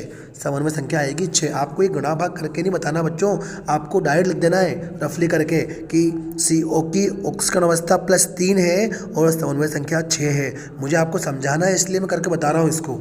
नेक्स्ट इस वाले को देखिए, इस वाले में K4 FeCN6 बच्चों अपना फेवरेट एग्जाम्पल है ये तो, है ना, आग बंद करके भी कर सकते हो इसको। तो आप यहाँ पर बच्चों इस आयरन प्रत्येक पोटेशियम पर +1 है, +1 है तो +4 तो यहाँ हो गए। Fe को आप x मान लो, Cn का प्रत्येक पर -1 होता है, -1 कितनी बार है, 6 बार है, बराबर में कितना आएगा, 0 आएगा। प्लस के 4 माइनस के 6, माइनस के 2 बचे, माइनस के 2 को हम बराबर के उधर भेजेंगे तो क्या हो जाएगा, प्लस का 2 हो जाएगा। मतलब यहाँ Fe की OH का मान कितना है, +2 है। फिर समन्वय संख्या पूछिए बच्चों, तो इस समन्वय मंडल के अंदर जो Cn है, Cn एक दंतुक लिगेंड है, एक दंतुक लिगेंड 6 बार है, इसलिए इसकी समन्वय संख्या 6 है, समन्वय संख्या 6 है। ठीक है बच्चों, बहुत सिंपल क्वेश्चन इतना है। तो नेक्स्ट क्वेश्चन नंबर 21 आपका, एल्कोहल की तुलना में फिनॉल अधिक अम्लीय होता है क्यों? एल्कोहल की तुलना में फिनॉल अधिक अम्लीय होता है क्यों? पहले भी ऐसा प्रश्न आ चुका है। जब भी ऐसा प्रश्न आ जाए बच्चों, आप तुरंत क्या करें, इस प्रकार से उसका अनुनाद समझा दें कि एल्कोहल की बात करें, एल्कोहल इस प्रकार से होता है और एल्कोहल जब H+ त्यागता है तो RO इस प्रकार से एल्कोक्साइड आयन बनता है और H+ बनता है। अब क्या बात है बच्चों खास यहाँ पर कि इसमें अनुनाद नहीं पाया जाता, इस एल्कोक्साइड आयन में अनुनाद नहीं पाया जाता, इस कारण से ये कम स्थायी होता है। इस कारण से क्या होता है, कम स्थायी होता है, अपने द्वारा त्यागे गए H+ को पुनः ग्रहण कर लेता है। ठीक है, इसलिए यह थोड़ा कम अम्लीय होता है। हम और भी कुछ बातें कर सकते हैं कि यहाँ OH कहाँ जुड़ा हुआ है, यहाँ OH कहाँ जुड़ा हुआ है, इस R पे जुड़ा हुआ है। इस R का मतलब कार्बन, मतलब एल्किल समूह कार्बन, तो कार्बन जो है वो sp3 संकृत अवस्था में है, और कार्बन जब sp3 संकृत अवस्था में है तो फिर हम ये भी कहेंगे कि एल्किल समूह, एक मैंने बात संकरण की बात भी कर ली, मैं ये भी कहूँगा कि R जो होता है ना +I इफेक्ट वाला होता है। R क्या होता है, +I इफेक्ट वाला होता है, जो खुद क्या कर रहा होता है, जो खुद है ना इस ऑक्सीजन के इलेक्ट्रॉन घनत्व में वृद्धि कर रहा होता है, वृद्धि कर रहा होता है। इसलिए ऑक्सीजन इस H के इलेक्ट्रॉनों को कम अपनी तरफ आकर्षित करता है, अपनी तरफ कम आकर्षित करता है, इसलिए एल्कोहल अपेक्षाकृत कम अम्लीय होता है। ये मैंने सारी बात करी एल्कोहल की। एक बार तो मैंने आपको उसको आयनित करके बताया, एल्कोक्साइड आयन बनेगा, वो एल्कोक्साइड आयन कोई अनुनाद प्रदर्शित नहीं करता, कम स्थायी है। फिर मैंने आपको इस एल्कोहल में R की बात की कि +I इफेक्ट वाला है, जो कि ऑक्सीजन के इलेक्ट्रॉन घनत्व को बढ़ाता है, और इस पर संकरण कौन सा होता है, R पर sp3 होता है। पहली बात तो हमने एल्कोहल की है। अब अगली बात अपन फिनॉल की करेंगे बच्चों। फिनॉल क्या होता है, आप फिनॉल को भी समझें। फिनॉल इस प्रकार से होता है। अब फिनॉल में फिनॉल जब इस H+ को त्याग देता है, फिनॉल जब इस H+ को त्याग देता है बच्चों, तो फिनोक्साइड आयन बनता है, फिनोक्साइड आयन बनता है। याद करो, अभी कुछ देर पहले ही एक क्वेश्चन में फिनोक्साइड आयन की अनुनादी संरचना पड़ी थी, अनुनाद दर्शा रहा था बच्चों। इसका मतलब है ये एल्कोहल की तुलना में तो क्या होता है, ज़्यादा स्थायी होता है। एल्कोहल की तुलना में तो क्या होता है, ज़्यादा स्थायी होता है। ठीक है, एक और चीज़ क्या, इसमें अनुनाद पाया जाता है। ठीक है, इसमें अनुनाद पाया जाता है। हम कुछ और बात भी करें, अब हम इस बेंजीन की बात करें बच्चों। OH बेंजीन वाले के कार्बन पर है और बेंजीन वाले के कार्बन पर sp2 संकरण होता है। ठीक है, बेंजीन वाले के कार्बन पर sp2 संकरण होता है। अगर हम एल्कोहल के कार्बन की बात करें, एल्कोहल के कार्बन पर sp3 संकरण था और इस पर sp2 संकरण है, और sp2 संकृत कार्बन की विद्युत ऋणता भी ज़्यादा होती है। sp2 संकृत कार्बन की विद्युत ऋणता भी क्या होती है, sp3 वाले कार्बन की तुलना में ज़्यादा होती है। और एक और फैक्टर जो काम कर रहा है बेंजीन वाले का, फेनिल का, C6H5 का -I इफेक्ट, C6H5 का -I इफेक्ट, जो कि ऑक्सीजन के इलेक्ट्रॉन घनत्व में, इस ऑक्सीजन के इलेक्ट्रॉन घनत्व में कमी कर रहा है। इस कारण से फिनॉल अधिक अम्लीय होता है। मैंने आपको बहुत सारी बातें बता दी बच्चों, बहुत डीपली मैंने और बहुत सारी बातें बता दी। आप अगर दो दो तीन तीन बातें भी लिख देंगे ना इसके बारे में, तो भी 1 नंबर का प्रश्न मात्र, आप बहुत इजीली इसको सोल्व कर सकते हैं। अच्छा, नेक्स्ट प्रश्न है 21वें का बी वाला। निम्नलिखित एल्कोहलों को एस्टरीकरण। अरे बच्चों, एल्कोहल की क्रिया जब हम कार्बोक्सिलिक अम्ल से करते हैं ना, एल्कोहल की क्रिया हम जब कार्बोक्सिलिक अम्ल से करते हैं H2SO4 की उपस्थिति में, तो एस्टर बनता है। तो उस एस्टर के प्रति बढ़ती अभिक्रियाशीलता का क्रम पूछा है, और आप याद रखें कि क्रम होता है, बढ़ता क्रम क्या होता है, 3 डिग्री सबसे कम होता है, 2 डिग्री उससे अधिक, और 1 डिग्री सबसे अधिक। ये क्रम है। ये एल्कोहलों की एस्टरीकरण की अभिक्रिया में अभिक्रियाशीलता का क्रम है 1 डिग्री। एल्कोहल, प्राथमिक एल्कोहल सर्वाधिक क्रियाशील होता है, सबसे अधिक अभिक्रिया देता है। इस आधार पर इस प्रश्न को जमाना है। तो आप गौर करो, ये 3 डिग्री वाला, ये 3 डिग्री वाला, ये 2 डिग्री वाला, और ये 1 डिग्री वाला। बस करना क्या है, इसको उल्टे तो करना है आपको। पहले किसको लिखेंगे, पहले इसको लिखेंगे, इस 3 डिग्री वाले को लिखेंगे पहले, CH3 का होल थ्राइस COH। इसके बाद आप 2 डिग्री वाले को लिखेंगे, CH3 का होल ट्वाइस CHOH। और सबसे अंत में आप किसको लिखेंगे, इस एथेनॉल को लिखेंगे, CH3CH2OH। ठीक है बच्चों, ये मैक्सिमम होगा और ये मिनिमम होगा। ठीक है, याद रख लें आप। सबसे अधिक किसकी होती है, 1 डिग्री की होती है। सबसे कम किसकी होती है, 3 डिग्री की होती है। ठीक है, चलो इसका अथवा वाला प्रश्न बच्चों, एल्कोहलों का क्वथनांक समतुल्य आणविक भार वाले हाइड्रोकार्बन व ईथर से अधिक होता है। बहुत सिंपल प्रश्न है बच्चों। हाइड्रोकार्बन में और ईथर में हाइड्रोजन बंध नहीं पाए जाते, अर्थात उनमें संगुणन नहीं होता, इसलिए उनके क्वथनांक क्या होते हैं, कम होते हैं। हाइड्रोकार्बन और ईथर के क्वथनांक कम होते हैं। क्यों? क्योंकि हाइड्रोकार्बन व ईथर में क्या नहीं पाए जाते, हाइड्रोजन बंध नहीं पाए जाते। मैंने पहले भी आपको कहा है, जब भी क्वथनांक पूछे तो उस अणु का उसी अणु के साथ हाइड्रोजन बंध, जैसे मैं एल्कोहल का बताऊँ आपको, ROH, तो फिर हम दोबारा लिखेंगे ROH। ये मैंने एल्कोहल के दोनों बनाए। तो ये वाला H है ना एल्कोहल का, इसके साथ क्या बना लेगा, इस प्रकार से अंतरा अणुक HB। नाम क्या है इसका, अंतरा अणुक HB। और इस अंतरा अणुक HB के कारण एक क्रिया होती है, क्रिया का नाम है क्या, संगुणन। क्रिया का नाम क्या है, संगुणन। जिसके कारण एल्कोहलों के क्वथनांक जो हैं वो अपने समतुल्य आणविक भार वाले हाइड्रोकार्बन व ईथर से अधिक हो जाते हैं। ठीक है बच्चों, या HB पाया जाता है एल्कोहल में, और इस ईथर में और हाइड्रोकार्बन में नहीं पाया जाता। नेक्स्ट क्वेश्चन की तरफ चलते हैं अपन। निम्नलिखित एल्कोहलों को निर्जलीकरण, देखो पहले ऊपर तो आया था एस्टरीकरण, नीचे क्या आया, निर्जलीकरण। दोनों उल्टे हैं एक दूसरे के, दोनों अपोजिट है बच्चों।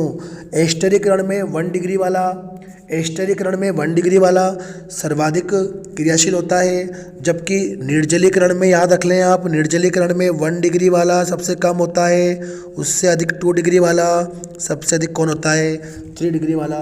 3 डिग्री जो एल्कोहल है वो सर्वाधिक क्रिया करता है। और मैं तो कह भी रहा हूँ आपसे, ये बिल्कुल क्रम जमा रखा है अपने आप, उसने क्रम जमा के ही दिया है अपन को। ये 1 डिग्री ही है, ये 2 डिग्री ही है, ये 3 डिग्री ही है। आपसे पूछा भी बढ़ता क्रम है, तो आप क्या करेंगे, इनके बीच में ना इस बढ़ते हुए चिन्ह का प्रयोग कर लेंगे। ठीक है बच्चों, कर लेंगे आप इसको। नेक्स्ट आगे प्रश्न, अगला इस प्रश्न में हमसे उसने पूछा है कि इन अभिक्रियाओं में A व B की पहचान करनी है। सीधी सी बात है, आपको तो अभिक्रिया करके बतानी है ना। यहाँ दे रखा है ऊपर कॉपर चूर्ण, ये आपका बेंजीन डाई एजोनियम क्लोराइड है बच्चों। कॉपर चूर्ण की उपस्थिति में इसकी क्रिया जब NaNO2 से करते हैं, देखो ये कॉपर तो आपका उत्प्रेरक हो जाएगा इसके अंदर, और क्रिया करनी किससे, NaNO2 से करनी है। तो क्या होगा समझना आप, ये जो Cl है ना, Cl benzene diazonium chloride का Cl है ना, ये इस Na के साथ बाहर निकलेगा, मतलब एक तो बनेगा आपका NaCl, सह उत्पाद बनेगा। फिर इसके बाद है ना, ये N2 है ना, यहाँ से N2 benzene diazonium chloride का, ये N2 भी बाहर निकल जाएगा। ठीक है, तो ये दो सह उत्पाद निकल गए। ठीक है, NaCl निकलेगा और N2 निकलेगा। तो अब यहाँ पर क्या बचा है, C6H5 और यहाँ पर क्या बचा है, NO2। तो आपका ए क्या है, आपका ए है बच्चों बेंजीन के ऊपर NO2, बेंजीन के ऊपर NO2, मतलब कि ए है आपका नाइट्रोबेंजीन। ए क्या है आपका, नाइट्रोबेंजीन। क्लियर है इतना, ये आपका ए आया। अब आगे दे रखा है उसने SN/HCl की उपस्थिति में, SN/HCl की उपस्थिति आपको 6 बार H दे रखा है। अरे इट मीन्स आपको अपचयन करना है, तो 6 H में से है ना 4 H जो यहाँ पर NO2 में 2 है ना, इसके साथ निकल जाएगी। मतलब 2 बार क्या निकल जाएगा आपका, H2 निकल जाएगा। और इस N पर बची हुई 2 H आ जाएगी, बची हुई 2 H आ जाएगी। क्या बनेगा, NH2। कहते हैं इसको एनिलीन, कहते हैं इसको क्या, एनिलीन। बात क्लियर है बच्चों। इस प्रकार से आपका बी बन जाएगा। ये आपका नाइट्रोबेंजीन ए था और ये आपका बी है। Okay, next question number 23। Question number 23 है, क्या होता है जब ग्लूकोज सांद्र नाइट्रिक अम्ल से अभिक्रिया करता है। बच्चों ऑक्सीकरण अभिक्रिया होगी, ऑक्सीकरण की अभिक्रिया होगी। ग्लूकोज फॉर्मूला होता है ग्लूकोज का CHO, इसके बाद CHOH का होल 4, CHOH का होल 4, नीचे आएगा CH2OH। ये तो आपका क्या है, ग्लूकोज का फॉर्मूला है। और HNO3 की उपस्थिति में ऑक्सीडेशन की क्रिया होती है। नाइट्रिक अम्ल है ना, नाइट्रिक अम्ल है ना आपका, इस नाइट्रिक अम्ल की उपस्थिति में ऑक्सीकरण होता है। क्योंकि ये प्रबल ऑक्सीकारक है, तो ये पहले कार्बन पर जो एल्डिहाइड है ना, इस एल्डिहाइड का भी ऑक्सीकरण हो जाता है। इस एल्डिहाइड का ऑक्सीकरण होने पर तो क्या बन जाएगा, COOH बन जाएगा, बीच में CHOH आएगा, होल 4 भी आएगा। और नीचे ही नीचे जो प्राथमिक वाला है ना, ये एल्कोहल समूह, ये बाकी बीच वाले 4 एल्कोहल सब सेकेंडरी वाले हैं, सब सेकेंडरी वाले हैं। ये नीचे प्राथमिक वाला है ना बच्चों, ये प्राथमिक CH2OH समूह जो है ना, ये भी ऑक्सीकरण पर डायरेक्ट COOH समूह में चेंज हो जाएगा, COOH समूह में चेंज हो जाएगा। तो देखो बच्चों, इस प्रकार से यहाँ पर आपके 3 O काम आएगी और एक H2O निकलेगा, एक H2O निकलेगा। ठीक है, इसका नाम है सेकेरिक अम्ल। ये उत्पाद जो बनाया ना आपका, इसका नाम है सेकेरिक अम्ल। ठीक है बच्चों, इस प्रकार से आपका सेकेरिक अम्ल बन जाता है नाइट्रिक अम्ल की उपस्थिति में। इसका सेकंड प्रश्न है, साइक्लोहेक्सेन का कुर्सी संरूप। बच्चों वर्तमान में है ही नहीं आपके ये वाला प्रश्न, छोड़िए आगे बढ़ते हैं। क्वेश्चन नंबर 25, मैंने पहले भी आपसे कहा जब भी इस प्रकार से प्रश्न आ जाए ना उद्धरण वाले, इनको पढ़ने की आवश्यकता ही नहीं है, डायरेक्ट अपन प्रश्नों का आंसर देंगे यहाँ से। प्रश्न नंबर लेंथेनाइड तत्वों के हाइड्रोक्साइडों की क्षारीय प्रकृति बाएं से दाएं जाने पर घटती है। देखिए बच्चों, होता क्या है एक्चुअल में, लेंथेनाइड श्रेणी में हम सीरियम से स्टार्ट करके जब हम सीरियम हमारा परमाणु क्रमांक 58 है और हम अंतिम तत्व इसका जो है लुटेशियम है परमाणु क्रमांक 71, यहाँ तक जाते हैं। तो बच्चों क्या होता है ना कि इनकी जो आयनिक त्रिज्या है, अब सीरियम पे कितना आवेश होता है, +4 आवेश होता है। सीरियम की मुख्य ऑक्सीजन अवस्था +4 होती है और पीछे है ना, पीछे कितनी होती है, इधर +3 होती है। मतलब लेंथेनाइड संकुचन प्रभाव के कारण क्या होता है बच्चों, इनकी आयनिक त्रिज्या है ना वो कम हो जाती है, इनकी आयनिक त्रिज्या कम हो जाती है। हम ये कहें कि इधर आवेश भी क्या हो गया, कम हो गया, जिससे फायंस का नियम भी काम कर जाएगा बच्चों इसके अंदर। फायंस के नियम के अनुसार है ना, फायंस के नियम के अनुसार क्या होता है कि जो आवेश है ना, आवेश ऑक्सीकरण अवस्था, धातुओं के ऊपर ऑक्सीकरण अवस्था, वो जितनी ज़्यादा होती है सह संयोजक गुण उतने ही ज़्यादा होते हैं। लेकिन क्या हुआ, यहाँ से वहाँ जाने पर धातु पर आवेश क्या हो गया, कम हो गया। अब आवेश कम हो गया तो जो ये हाइड्रोक्साइड है ना, लेंथेनाइडों का जो हाइड्रोक्साइड है, इन हाइड्रोक्साइडों की सहसंयोजक प्रकृति कम हो जाती है, सहसंयोजक प्रकृति कम हो जाती है। इसलिए सीरियम का हाइड्रोक्साइड CeOH का होल 4 जो है वो मैक्सिमम क्षारीय है, जबकि जो लुटेशियम का हाइड्रोक्साइड है LuOH का होल 3 वो मिनिमम क्षारीय है। एक बार दोबारा सुन लें बच्चों अपन कि लेंथेनाइड श्रेणी में बाएं से दाएं चलने पर, लेफ्ट टू राइट चलने पर लेंथेनाइड संकोचन प्रभाव लग रहा होता है, जिससे आयनिक त्रिज्या में कमी आती है। मैं तो कह रहा हूँ आवेश में भी कमी आती है। इधर वाले का मुख्य आवेश +4 है, इधर कितना है +3 है। वैसे नॉर्मली +3 ही होता है, पर इस सीरियम का +4 होता है। इधर से चलने पर आपका आवेश भी कम हो गया। और फायंस का नियम कहता है कि धातु पर आवेश घटेगा तो सहसंयोजक गुण घटेंगे। इसलिए हाइड्रोक्साइडों की क्षारीय प्रकृति भी क्या हो जाती है, वो घट जाती है, कम हो जाती है। इसीलिए जो आपका सीरियम का हाइड्रोक्साइड है वो मैक्सिमम क्षारीय होता है, अधिकतम क्षारीय होता है, और लुटेशियम का हाइड्रोक्साइड जो होता है वो न्यूनतम क्षारीय होता है। इस प्रकार से अपन इस क्वेश्चन को सॉल्व कर सकते हैं बच्चों। नेक्स्ट है आपका क्वेश्चन नंबर इसी का ब वाला, मिश्र धातु के निर्माण में प्रयुक्त दो लेंथेनाइड तत्वों के नाम। बच्चों एक तो आता है आपका Ce सीरियम, एक आता है आपका Pr प्रेजियोडाइमियम, इसको बोलते हैं प्रेजियोडाइमियम। ठीक है बच्चों, प्रेजियोडाइमियम नाम नहीं पूछा आपसे, केवल संकेत पूछा है। Ce लिख दें और Pr लिख दें। ठीक है, मिश्र धातु पूछी है, न कि मिश्र धातु। ठीक है बच्चों, तो मिश्र धातु के निर्माण में किसका प्रयोग करेंगे? मिश्र धातु के निर्माण में सीरियम का और प्रेजियोडाइमियम का अपन प्रयोग करेंगे। ओके, नेक्स्ट अगला प्रश्न पूछा है बच्चों, +4 ऑक्सीकरण अवस्था दर्शाने वाले किसी एक लेंथेनाइड तत्व का नाम। बच्चों मैंने अभी बताया आपको कि Ce पर कितना आवेश था, +4 था। तो आपका आंसर क्या हो जाएगा बच्चों? Ce मतलब कि सीरियम। नाम क्या है इसका? सीरियम। ठीक है, एक तत्व का नाम पूछा है, आप सीरियम लिख देंगे। नाम पूछा है बच्चों, नाम सीरियम लिखेंगे, साथ में आप संकेत भी लिख दिया करें कोष्टक में। ठीक है बच्चों, इसके अलावा आप चाहे तो परमाणु क्रमांक 65 पर आपका आता है टर्बियम। क्या आता है आपका? टर्बियम भी इसका एग्जाम्पल है। टर्बियम भी करता है बच्चों +4 ओवेस प्रदर्शित, है ना। और भी लिखना चाहे 66 पर डिस्प्रोशियम भी है। मैंने आपको 3 बता दिए, सीरियम, टर्बियम और डिस्प्रोशियम। ठीक है बच्चों, चलें, +4 ओवेस दर्शाने वाले तत्व के नाम। अगला क्वेश्चन आता है आपका क्वेश्चन नंबर 26वां है आपका। वापस से आपको उदाहरण पढ़ना है, उदाहरण पढ़ करके प्रश्नों का आंसर देना है। मैं तो बार बार कहता हूँ आपको, इसको पढ़कर समय खराब करना ही नहीं है अपन को।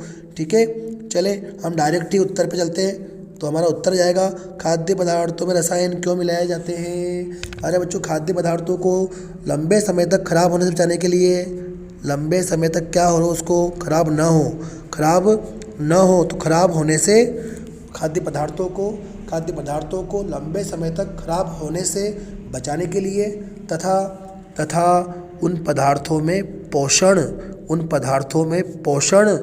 बचाए रखने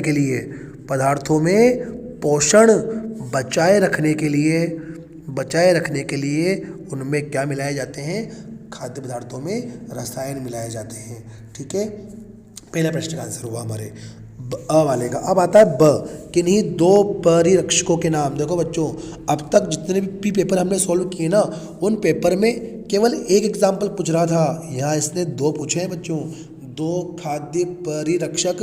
और आपने अगर पिछले पेपर आपने अच्छे से पढ़े हैं तो आपको एक तो आपको अपने आप याद आ गया हो गया, सोडियम बेंजोएट तो हम बार बार प्रयोग कर रहे हैं बच्चों, ये तो आने ही वाला है और ये तो आता ही है, सोडियम बेंजोएट। तो देखो ये एक तो आपका क्या हो गया, सोडियम बेंजोएट C6H5COONA, पर 2 पूछे हैं ना, तो एक और याद रख लें, सोरबेट। ठीक है बच्चों, तो 2 एग्जाम्पल मैंने बता दिए आपको, दो पूछे हैं, दो मैंने बता दिए हैं आपको। पहला है सोडियम बेंजोएट, वो तो आपको याद रखना ही है। दूसरा है सोरबेट, चूँकि यहाँ दो पूछ लिए ना तो सोरबेट, ठीक है। नेक्स्ट अगला है मधुमेह के रोगियों को सेकेरिन के प्रयोग की सलाह। बच्चों क्या होता है कि ना ये जो होते हैं आपके मधुरक कर्मक, ये क्या है आपके मधुरण कर्मक है, इनके लिए शर्करा का मान है ना, इनके लिए शर्करा का मान शून्य होता है। शून्य कह लें या अपन कह लें बहुत अल्प होता है, बहुत कम होता है, कम या शून्य होता है। चूँकि ये कृत्रिम मधुरण कर्मक है, मधुरण कर्मक है, इनके लिए शर्करा का मान शून्य या कम होता है। साथ ही इस सेकेरिन को है ना, इस सेकेरिन को है ना मानव शरीर अवशोषित नहीं करता, मानव शरीर अवशोषित नहीं करता, मतलब ये हमारी बॉडी में अवशोषित नहीं होता, ठीक है। और मूत्र के साथ उत्सर्जित कर दिया जाता है, मूत्र के साथ उत्सर्जित कर दिया जाता है, जिससे हमारे शरीर को कोई हानि नहीं होती, ठीक है। बच्चों याद रख लेना है कि इन सेकेरिन के लिए शर्करा का मान शून्य या कम होता है, इनसे हमें कोई अतिरिक्त एनर्जी प्राप्त नहीं होती, ठीक है। इसके अलावा ये हमारी बॉडी में अवशोषित नहीं होते, मूत्र के साथ उत्सर्जित कर दिए जाते हैं, जिससे हमारे शरीर को कोई हानि भी नहीं होती, ठीक है। क्वेश्चन नंबर 27 पर आते हैं अपन। ऑक्जेलिक अम्ल का संरचना सूत्र लिखिए। बच्चों ऑक्जेलिक अम्ल याद रखें, डाई कार्बोक्सिलिक अम्ल है आपका। डाई कार्बोक्सिलिक अम्ल मतलब 2 कार्बन का सबसे सीधा और सबसे सरल प्रकार का डाई कार्बोक्सिलिक अम्ल होता है। कौन? ऑक्जेलिक अम्ल। बच्चों इससे पहले एक पेपर में आपको उसने मेलोनिक अम्ल भी पूछ रखा है और सक्सेनिक अम्ल भी पूछ रखा है, ठीक है। अब इस वाले पेपर में क्या पूछ लिया है आपसे? ऑक्जेलिक अम्ल पूछ लिया है, ठीक है। ये स्ट्रक्चर होता है ऑक्जेलिक अम्ल का। नेक्स्ट क्वेश्चन है आपका एल्डोल संघनन की क्रियाविधि। देखो बच्चों एल्डोल संघनन की क्रियाविधि पूछी है, तो आप याद करें एल्डोल संघनन वे कार्बोनिल यौगिक प्रदर्शित करते हैं जिनमें अल्फा हाइड्रोजन उपस्थित होता है। एल्डिहाइड भी दर्शाते हैं, कीटोन भी दर्शाते हैं। फार्मेल्डिहाइड नहीं दर्शाता क्योंकि फार्मेल्डिहाइड में अल्फा एच ही नहीं है। अभिक्रिया जो है एल्डोल संघनन की वो तनुसार की उपस्थिति में होती है, मतलब डाइल्यूट NaOH के साथ क्या होगा? NaOH के साथ क्या होगा? जल होगा। क्या होगा बच्चों? जल होगा। आइए हम इसकी क्रियाविधि की चर्चा करते हैं बच्चों। देखें क्या होगा इसकी क्रियाविधि में। सबसे पहले जो आपका एसिटिल्डिहाइड है बच्चों, इस प्रकार से होता है। मैंने उसको ऐसे लिख दिया बच्चों, CH2, मैं डायरेक्ट ही क्रियाविधि बता रहा हूँ आपको, CH2 CHO। ये आपका देखो बच्चों, ये आपका CH3 CHO ही है, ये अल्फ़ा कार्बन है आपका। ये कार्बन कौन सा कार्बन है? अल्फ़ा कार्बन है। इस अल्फ़ा कार्बन पर जो H है, इस H के इलेक्ट्रॉन को ये कार्बन अपनी तरफ आकर्षित कर लेगा। ये कार्बन अपनी तरफ आकर्षित कर लेगा और हमें NaOH से जो OH माइनस आयन प्राप्त होगा ना, याद रखना है तनुसार लेना है आपको। क्या लेना है? तनुसार। तो तनुसार से हमें क्या प्राप्त होगा? OH माइनस आयन प्राप्त होगा। वो OH माइनस इस H प्लस से क्रिया कर लेगा और जल के अणु का त्याग करेगा। आई बात बच्चे समझ में आपको? इस प्रकार जल का अणु बनेगा। अब मैंने क्या कहा, ये H है ना, ये H अल्फ़ा H, ये H प्लस के रूप में निकला है। H प्लस यहाँ से इधर से OH माइनस जल निकल गया, तो फिर अल्फ़ा कार्बन पर नेगेटिव चार्ज आएगा।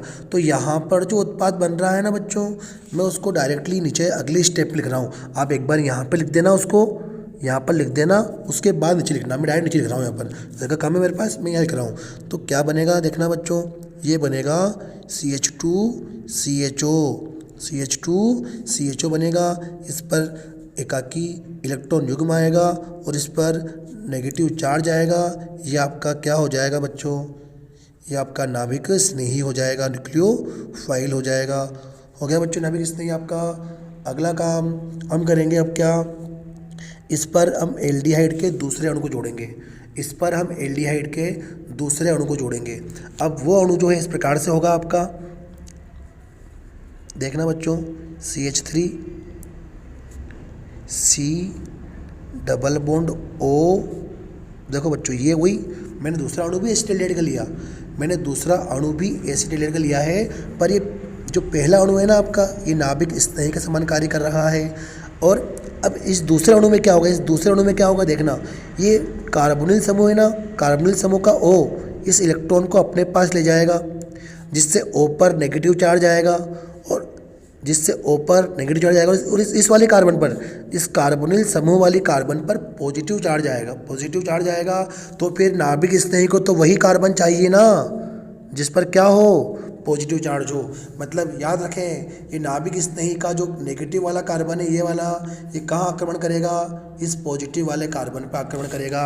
और आक्रमण करके इस प्रकार से देखना बच्चों, मैं इस वाले अणु को पहले लिख रहा हूँ, मैं लिख रहा हूँ क्या, CH3, C, इस C के ऊपर क्या आ गया, O, इस O पर नेगेटिव चार्ज आ गया, क्योंकि इस वाले O ने इलेक्ट्रॉन ले लिया अपने पास, इस पर CH है, इस CH पे किसने आक्रमण किया, CH2 ने आक्रमण किया, मतलब CH2, और उस CH2 का आगे क्या है, CHO।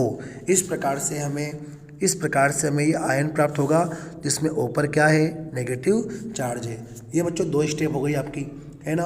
अब अगली स्टेप में क्या होगा समझना बच्चों, अगली स्टेप में ये जो यहाँ जल निकला था, या तो ऐसा कह लो आप, या ऐसा ना कहो, तो हमने क्या किया था, हमने कहा तनु NaOH है, इसका मतलब NaOH के साथ क्या उपस्थित है, जल उपस्थित है। अब वो जल इस पे आक्रमण करेगा, इस अणु के ऊपर। तो मैं, अब बच्चों आप एक बार देख लो इसको अच्छे से, मैं इसको हटाने वाला हूँ यहाँ से, ठीक है। ये वाला, इस वाली स्ट्रक्चर को मैं दोबारा लिखूंगा यहाँ पर, ठीक है।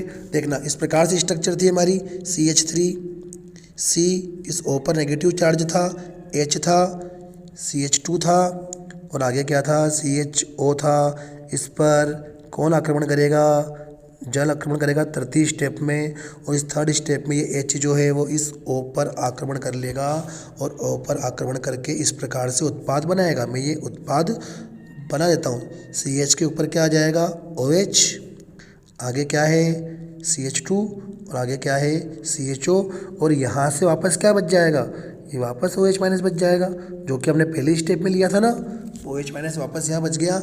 इसे ही बोलते हैं बच्चों, इसे ही बोलते हैं 3 हाइड्रोक्सी ब्यूटेनेल, 3 हाइड्रोक्सी ब्यूटेनेल, जो कि एक प्रकार का एल्डोल है, जो कि एक प्रकार का क्या है, एल्डोल है।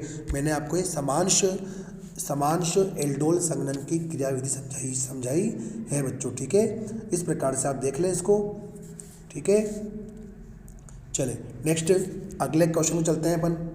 तो अगले क्वेश्चन, इस प्रकार की क्रियाविधि वैसे आपकी किताब में नहीं दे रखी बच्चों, उसने इस प्रकार की क्रियाविधि आपकी बुक में नहीं दे रखी है, उसने केवल आपको है ना, एक्चुअल में इस जगह पर आपको है ना, उसने अनुनाद कार्बोनिल समूह का है ना अनुनाद समझा रखा है उस जगह पर, ठीक है। कोई दिक्कत नहीं, मैंने क्रियाविधि पूछी है, आपको क्रियाविधि समझा दी मैंने आपको यहाँ पर, क्योंकि एल्डोल अभिक्रिया तो है हमारे चैप्टर में, ठीक है। अगला क्वेश्चन है डाई एथिल कीटोन। बच्चों कीटोन जब भी आ जाए तो बीच में सामान्य पद्धति है तो C डबल बंद O लगा दें। एथिल है तो इधर भी एथिल लिख दें में, और इधर भी एथिल लिख दें में। ये आपका सूत्र हो गया डाई एथिल कीटोन का, C2H5 CO C2H5, मतलब कि पेंटेन थ्रियोन। केवल संरचना पूछी है, संरचना हमने बना दी है। अगला क्वेश्चन है कोल्बे विद्युत अपघटन की क्रियाविधि। बच्चों एक्चुअल में ये क्रियाविधि भी आपकी बुक में नहीं दे रखी है, लेकिन 11th क्लास में थी आपके, 11th क्लास में थी आपके। देखो मैं आपको स्टेप में समझाता हूँ होता क्या है। सबसे पहले क्या होता है, कोल्बे अभिक्रिया की क्रियाविधि में CH3 COO Na कार्बोक्सिलिक अम्ल के सोडियम लवण लेते हैं, इसका जलीय विलयन लेते हैं, और जब इसका जलीय विलयन लेकर के इसका विद्युत अपघटन करते हैं ना, विद्युत अपघटन इसको भी 2 बार लेंगे, इसको भी 2 बार लेंगे। जब इसका विद्युत अपघटन करते हैं तो ये CH3 आपस में क्रिया कर लेगा, मतलब बनेगा क्या, एथेन। यहाँ से CO2 कितनी बार है, 2 बार, तो 2 बार तो बनेगा आपका CO2। ये Na यहाँ से OH से क्रिया करेगा, 2 बार बनेगा NaOH, और बचा हुआ है H2। इस प्रकार से क्रिया होती है बच्चों, इसे बोलते हैं कोल्बे विद्युत अपघटन अभिक्रिया। इस अभिक्रिया में क्या होता है, आप जितने कार्बन का कार्बोक्सिलिक अम्ल का सोडियम लवण लेते हो ना, तो उस कार्बोक्सिलिक अम्ल के सोडियम लवण में जितने कार्बन का एल्किल है ना, उसका दुगुना, जितने कार्बन का एल्किल है ना, एल्किल 1 कार्बन का है उसका दुगुना, 2 कार्बन का क्या बनेगा, एल्केन बनेगा। एल्केन बनाने की भी क्रिया है आपकी, तो ये एथेन बन जाएगा इस प्रकार से। पर आपसे क्रियाविधि पूछी है बच्चों, 11th क्लास में ऐसी क्रियाविधि थी, मैं आपको करके बताता हूँ। सबसे पहले क्या होता है, सबसे पहले जो ये आपका सोडियम एसीटेट है ना बच्चों, ये सोडियम एसीटेट अपने आयनों में टूटता है, मतलब इसमें विषमांश बंध विखंडन की क्रिया होती है। ये एसीटेट आयन समझते हैं बच्चों फटाफट से, क्योंकि थोड़ी सी बड़ी क्रियाविधि है। ये एसीटेट आयन जो है वो बनता है क्या, सोडियम एसीटेट बनता है क्या, एसीटेट आयन में, और Na+ आयन में टूटता है। अब ये जो एसीटेट आयन है ना, ये एनोड पे जाता है। ये एसीटेट आयन जो है ना, ये एनोड पर जाएगा, अर्थात एनोड पर जाकर इसमें क्या क्रिया होगी आप देखना, CH3COO- जो है ना, ये क्या करेगा, ये चूँकि इसने क्या किया, इस O ने क्या किया, इस O ने इस प्रकार से इस अपने इस बंध के इलेक्ट्रॉन Na के बंध के इलेक्ट्रॉन को अपने पास ले आया, तो O पर क्या आ गया, नेगेटिव चार्ज आ गया बच्चों। तो ये क्या करेगा, अपने इलेक्ट्रॉन को त्याग देगा। तो हमने 2 बार लिया था बैलेंस करने के लिए। सबसे पहले ये एसीटेट आयन जो है, ये इलेक्ट्रॉन त्याग करके एसीटेट मुक्त मूलक जिसमें O पर क्या आएगा, 1 बार इलेक्ट्रॉन आएगा, और इस प्रकार से क्या बनाएगा, 2 इलेक्ट्रॉन मुक्त करेगा, एसीटेट मुक्त मूलक बनाएगा बच्चों। फिर बच्चों इस एसीटेट मुक्त मूलक में समांश बंध विखंडन की क्रिया होगी। इस एसीटेट मुक्त, इस पर कोई भी आवेश नहीं है बच्चों, है ना, इसमें समांश बंध विखंडन की क्रिया होगी, और समांश बंध विखंडन की क्रिया के फलस्वरूप बच्चों ये 2 बार CH3, और CH3 में इस कार्बन के ऊपर इस प्रकार से मुक्त मूलक आएगा, मुक्त मूलक कार्बन बन जाएगा, मतलब ये तो मेथिल मुक्त मूलक बनेगा, और साथ में क्या बनेगी, 2 बार CO2 बनेगी। फिर ये दोनों CH3 जो है ना मेथिल मुक्त मूलक है, तो मेथिल मुक्त मूलक क्या करेंगे, एक दूसरे से जुड़ जाएंगे, और जुड़ करके CH3 एकल बंध CH3 मतलब कि एथेन का निर्माण कर लेंगे। इस प्रकार से यह अभिक्रिया कहाँ होती है, एनोड पे होती है। सबसे पहले एसीटेट आयन इलेक्ट्रॉन त्याग करके एसीटेट मुक्त मूलक बनाएगा। ये एसीटेट मुक्त मूलक समांश बंध विखंडन की क्रिया करेगा यहाँ से, जिससे CO2 बाहर निकलेगी, और मेथिल मुक्त मूलक बनेगा। फिर ये दोनों मुक्त मूलक आपस में जुड़ करके उदासीन हो जाएंगे और एथेन का निर्माण कर लेंगे। ये क्रिया तो कहाँ हुई है, एनोड पर। अब कैथोड पर क्या होता है कि वो जो Na+ आयन थे ना, वो 2 Na+ आयन वो कैथोड पर जाएंगे। कैथोड पर आपका जल भी तो उपस्थित है, क्योंकि आपने कार्बोक्सिलिक अम्ल का जलीय विलयन लिया था, जल भी उपस्थित है, और वो 2 इलेक्ट्रॉन भी तो त्यागे थे एसीटेट आयन ने। ये सब आपस में क्रिया करेंगे, और क्रिया करके 2 बार तो बनेगा बच्चों NaOH, अर्थात ये 2 Na इस 2 H से क्रिया कर लेंगे, और ये 2 H है ना, इन 2 इलेक्ट्रॉन को ग्रहण करके क्या बना लेंगे, H2 गैस बना लेंगे। इस प्रकार से पूरी अभिक्रिया होती है कोल्बे विद्युत अपघटन की। बहुत बड़ी क्रिया विधि है बच्चों, 2 नंबर में दे रखी है वैसे, ठीक है, करना पड़ेगा आपको इतना तो। नेक्स्ट अगला प्रश्न है 28वां, अधिशोषण की परिभाषा लिखी है। अधिशोषण की परिभाषा लिखी है, देखो, किसी ठोस या द्रव द्वारा किसी पदार्थ के अणुओं को आकर्षित कर अपने पृष्ठ पर धारण करने की क्रिया अधिशोषण कहलाती है। दोबारा सुन लीजिए बच्चों, किसी ठोस या द्रव के द्वारा किसी ठोस या द्रव के द्वारा, है ना, किसी ठोस या द्रव के द्वारा पदार्थ के अणुओं को आकर्षित कर केवल कहाँ, अपने पृष्ठ पर उन्हें धारण करने की क्रिया कहलाती है अधिशोषण। ठीक है बच्चों। नेक्स्ट है, क्या होता है जब कोलाइडी विलयन में विद्युत धारा प्रवाहित की जाती है। जब कोलाइडी विलयन में विद्युत धारा प्रवाहित की जाती है तो बच्चों विद्युत कण संचलन की क्रिया होती है। विद्युत कण संचलन की क्रिया होती है, अर्थात जो विपरीत आवेशित कण है ना, कोलाइड के जो विपरीत आवेशित कण है ना, वो जैसे मैंने कहा, अगर कोलाइड के अंदर पॉजिटिव वाला कण है तो वो नेगेटिव वाले इलेक्ट्रोड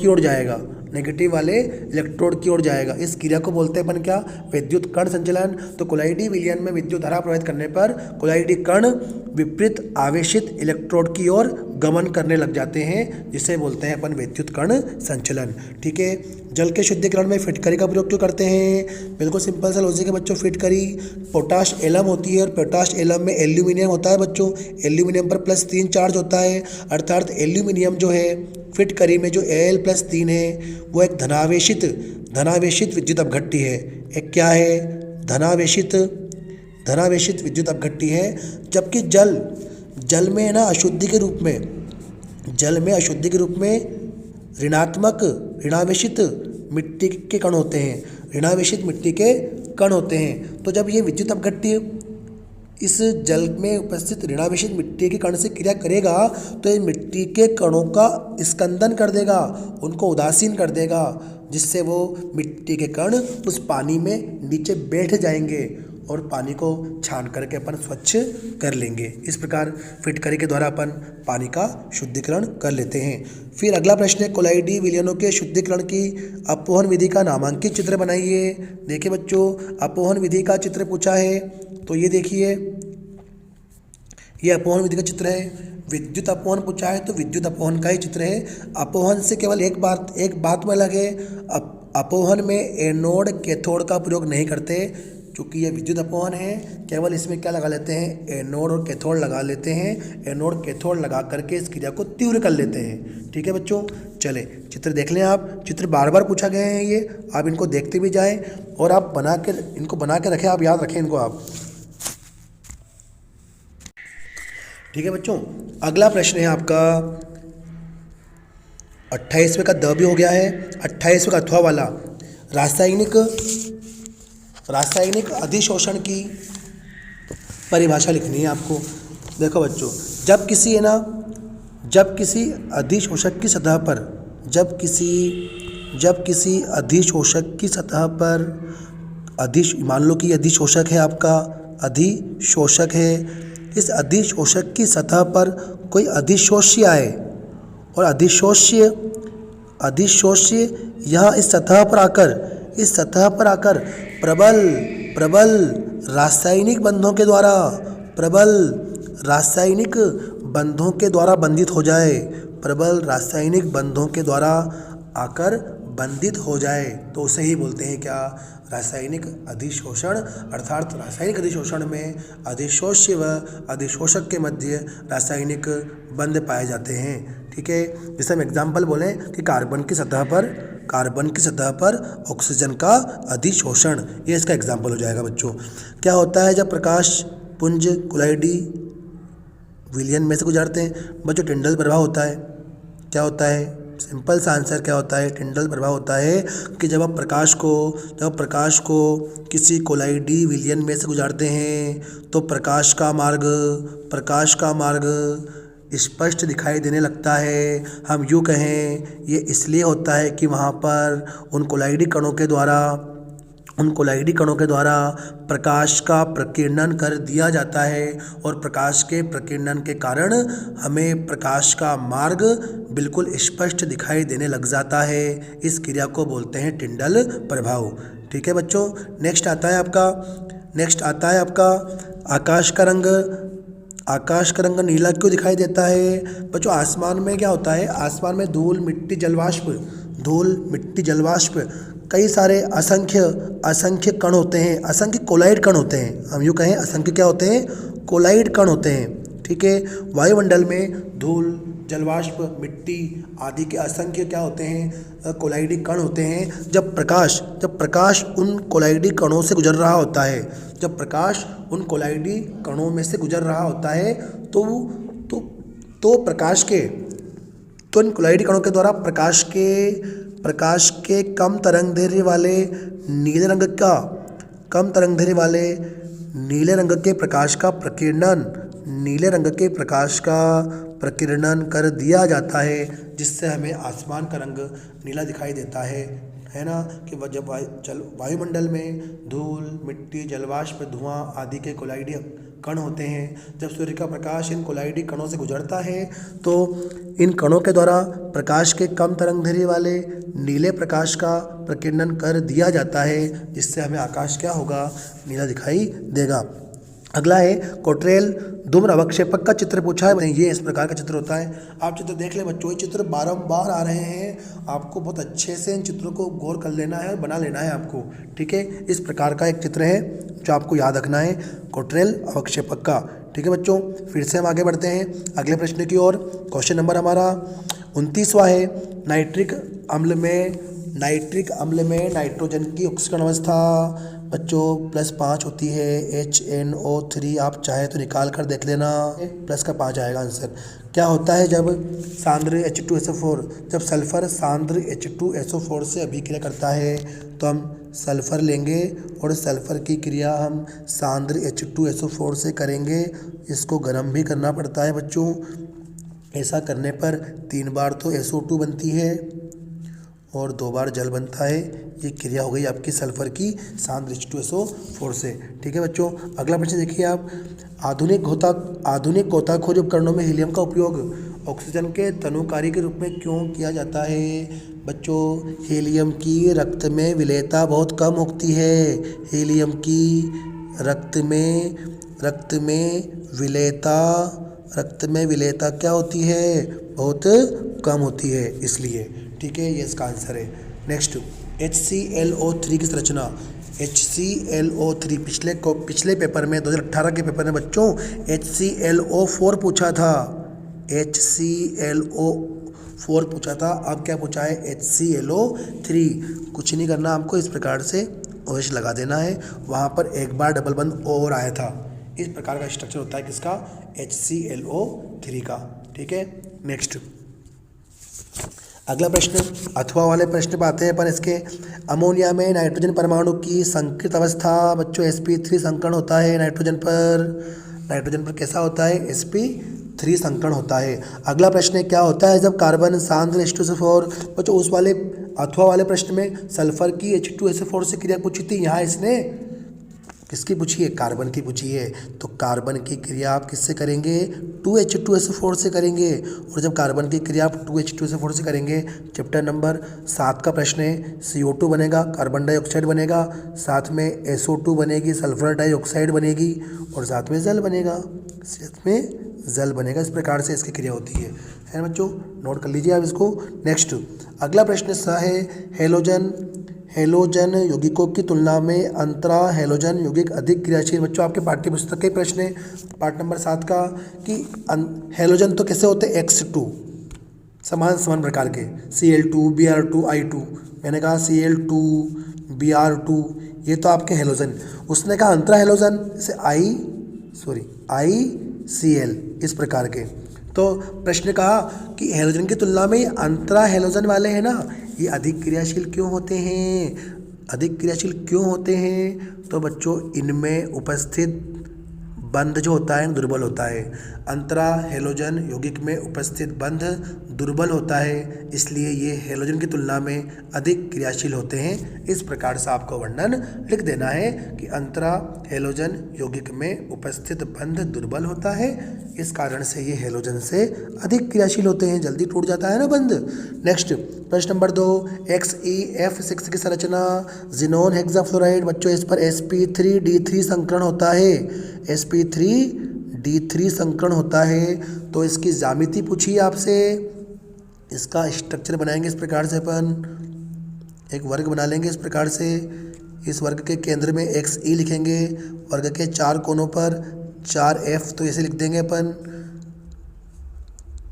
एक F थोड़ा सा तिरछा लिखेंगे इस वाले को, और इस F को ऐसे लिखेंगे, और यहाँ इस जिनोन पर एक एकाकी इलेक्ट्रॉन युग्म पाया जाता है। इस प्रकार की आकृति होती है विकृत अष्टफल की, ठीक है बच्चों। 4 कोनों पर 4 फ्लोरीन, एक फ्लोरीन नीचे, एक फिर ऊपर थोड़ी सी तिरछी कर देना, और एक क्या होता है जिनोन के ऊपर एकाकी इलेक्ट्रॉन युग्म होता है। इस प्रकार का स्ट्रक्चर होता है किसका? XeF6 का। ओके बच्चों, नेक्स्ट बढ़ते हैं आगे। अगला प्रश्न, 30वां प्रश्न, अंतिम प्रश्न आ गया है। फिंकेलस्टाइन अभिक्रिया पूछी आपसे बच्चों, फिंकेलस्टाइन अभिक्रिया तो आपको याद रखना है कि ना, इस अभिक्रिया के द्वारा जब एल्किल मान लो मैंने CH3Cl लिया, CH3Cl एल्किल क्लोराइड लिया, इस एल्किल क्लोराइड की क्रिया आप KI से करेंगे, पोटेशियम आयोडाइड से करेंगे आप एसीटोन लेंगे, यहाँ पर क्या लेंगे, एसीटोन लेंगे ऊपर, है ना। अभिक्रिया में क्या होगा, Cl के स्थान पे I आ जाएगा, मतलब यहाँ तो KCl बाहर निकल जाएगा, हमारा उत्पाद बनेगा CH3I मेथिल आयोडाइड, अर्थात अभिक्रिया एल्किल आयोडाइड बनाने की अभिक्रिया है, एल्किल आयोडाइड बनाने की अभिक्रिया है। अभिक्रिया KI या NaI से करते हैं, ठीक है बच्चों। नेक्स्ट, एरिल हैलाइड नाभिक स्नेही प्रतिस्थापन अभिक्रियाओं के प्रति कम क्रियाशील क्यों होते हैं, प्रश्न पहले भी आ चुका है बच्चों। एरिल हैलाइड कारण क्या है बच्चों, मेन फंडा यह समझें आप कि मान लो कि ये एरिल हैलाइड, ये मैंने ऊपर X लिख दिया, इस X पर इस प्रकार से 3 LP होते हैं, है ना। तो इस हेलोजन पर क्या होता है, ये एकाकी इलेक्ट्रॉन, कुछ देर पहले मैंने आपको फिनोक्साइड आयन का होना बताया था बच्चों, वैसा ही है। ये इलेक्ट्रॉन क्या होते हैं, इलेक्ट्रॉन यहाँ बेंजीन वलय में आ जाते हैं और ये इलेक्ट्रॉन जो है वो यहाँ आ जाते हैं। तो इस X और बेंजीन के कार्बन के बीच क्या बन जाता है, बेंजीन के कार्बन के बीच डबल बंध बन जाता है और इस X पर क्या जाता है, पॉजिटिव चार्ज आ जाता है। यही मेन कारण है कि हेलोजन परमाणु पर एकाकी इलेक्ट्रॉन युग्म उपस्थित होता है और ये हेलोजन का एकाकी इलेक्ट्रॉन युग्म इस बेंजीन के साथ अनुनाद में प्रयुक्त हो जाता है, जिससे ये CX बंध है ना, इस CX बंध में द्विबंध के लक्षण आ जाते हैं, इस CX बंध में आंशिक द्विबंध के लक्षण आ जाते हैं, जिससे इस बंध का टूटना मुश्किल हो जाता है, इसलिए एरिल हैलाइड SN2 कह लो या नाभिक स्नेही प्रतिस्थापन अभिक्रिया कह लो आप, वो कम देते हैं, ठीक है। कारण क्या है, अनुनाद और C और X के बीच डबल बंध का बनना। नेक्स्ट क्वेश्चन है आपका, निम्नलिखित एल्किल हैलाइडों को SN2, बच्चों SN2 याद करो, जहाँ भीड़ कम वहाँ अभिक्रिया ज़्यादा, जहाँ भीड़ कम होगी ना वहाँ अभिक्रिया ज़्यादा होगी, क्योंकि SN2 में क्रम क्या होता है, 3 डिग्री सबसे कम, 2 डिग्री उससे अधिक, सबसे अधिक कहाँ 1 डिग्री। मैक्सिमम अभिक्रिया कहाँ होती है, 1 डिग्री में होती है। ये आपका 1 डिग्री वाला, ये आपका 2 डिग्री वाला, ये आपका 3 डिग्री वाला। आपको पूछा है, बढ़ता क्रम पूछा है ना, आप सबसे पहले इसको लिखेंगे, मैं बता रहा हूँ आपको, सबसे पहले आप किसको लिखेंगे, 3 डिग्री वाले को, फिर आप किसके लिखेंगे, 2 डिग्री वाले को, और सबसे अंत में किसको लिखेंगे आप, इस एथिल क्लोराइड को। इस प्रकार से आपको लिख लेना और इस चिन्ह का प्रयोग कर देना, बढ़ते क्रम के चिन्ह का प्रयोग कर देना है बच्चों आपको, ठीक है। याद रखना है इस प्रकार से 1 डिग्री मैक्सिमम क्रियाशील होगा और बढ़ता पूछा है तो बढ़ता ही लिखना। अगला है CH3Cl का कक्षक आरेख, बच्चों इस प्रकार से बनाएंगे कार्बन, ये कार्बन का पहला संकेत कक्षक, ये दूसरा sp3, ये तीसरा sp3 और ये चौथा sp3। ये कार्बन के 4 sp3 संकेत कक्षक हो गए। अब एक तो पूरा होगा किससे, हाइड्रोजन, एक तो किससे होगा, ये तो होगा हाइड्रोजन के 1s कक्षक से, हाइड्रोजन का 1s कक्षक है। एक हाइड्रोजन यहाँ आएगा, एक सिग्मा बंध यहाँ बनेगा, ये भी किसका, हाइड्रोजन का 1s कक्षक है। एक हाइड्रोजन यहाँ आएगा, ये भी क्या, हाइड्रोजन का 1s कक्षक है, एक सिग्मा बंध यहाँ बनेगा। इस प्रकार CH3 हो गया। और बच्चों यहाँ पर क्या होगा, यहाँ पर एक क्लोरीन का आएगा p कक्षक, जो कि डंबलाकार होता है, जो कैसा होता है, डंबलाकार होता है, और यहाँ बनेगा सिग्मा बंध। इस प्रकार से आपको है ना संकरण वाला कक्षक का चित्र बना देना है, ठीक है बच्चों। नेक्स्ट अथवा वाला प्रश्न है बच्चों, वुड्स फिटिंग अभिक्रिया का रासायनिक समीकरण। बच्चों वुड्स फिटिंग मतलब वुड्स फिटिंग जब भी आ जाए तो एक तो आएगा आपका एलिफेटिक, एक आएगा आपका एरोमेटिक। मतलब आप क्या करेंगे, क्लोरोबेंजीन लेंगे, आप सोडियम लेंगे, आप एक अणु एलिफेटिक का लेंगे, ठीक है, इसको आप 2 बार लेंगे। यहाँ पर लेंगे शुष्क ईथर, यहाँ पर लेंगे क्या, शुष्क ईथर। ऐसा करने पर ये Cl और ये Cl और ये Na बाहर निकल जाएंगे 2 NaCl के रूप में, और हमारा उत्पाद बनेगा टालुइन। हमारा उत्पाद बनेगा क्या, टालुइन, या हम बोलते हैं एरेल्केन। ये तो क्या बन गया हमारा, टालुइन। इन बन गया है बच्चों। हम इसको एरेलकेन भी कहते हैं, एरेलकेन। ये आपकी वुड्स फिटिंग अभिक्रिया। ठीक है बच्चों। नेक्स्ट अभिक्रिया है, नेक्स्ट प्रश्न है, एल्किल क्लोराइड की जलीय केओएच से अभिक्रिया करने पर एल्कोहल बनता है। गुड, मतलब ये तो प्रतिस्थापन अभिक्रिया हो गई, ये तो क्या हो गई, नाभिक स्नेही प्रतिस्थापन अभिक्रिया हो गई। जबकि एल्कोहलिक केओएच की उपस्थिति करने पर एल्कीन बनता है, मतलब विलोपन अभिक्रिया हो गई।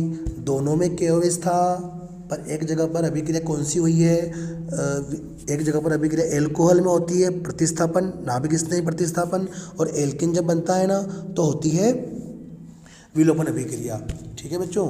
उसने पूछा है क्यों होती है, समझाइए। थोड़ा सा टिपिकल आंसर तो नहीं है, पर थोड़ा सा याद रखना पड़ेगा आपको।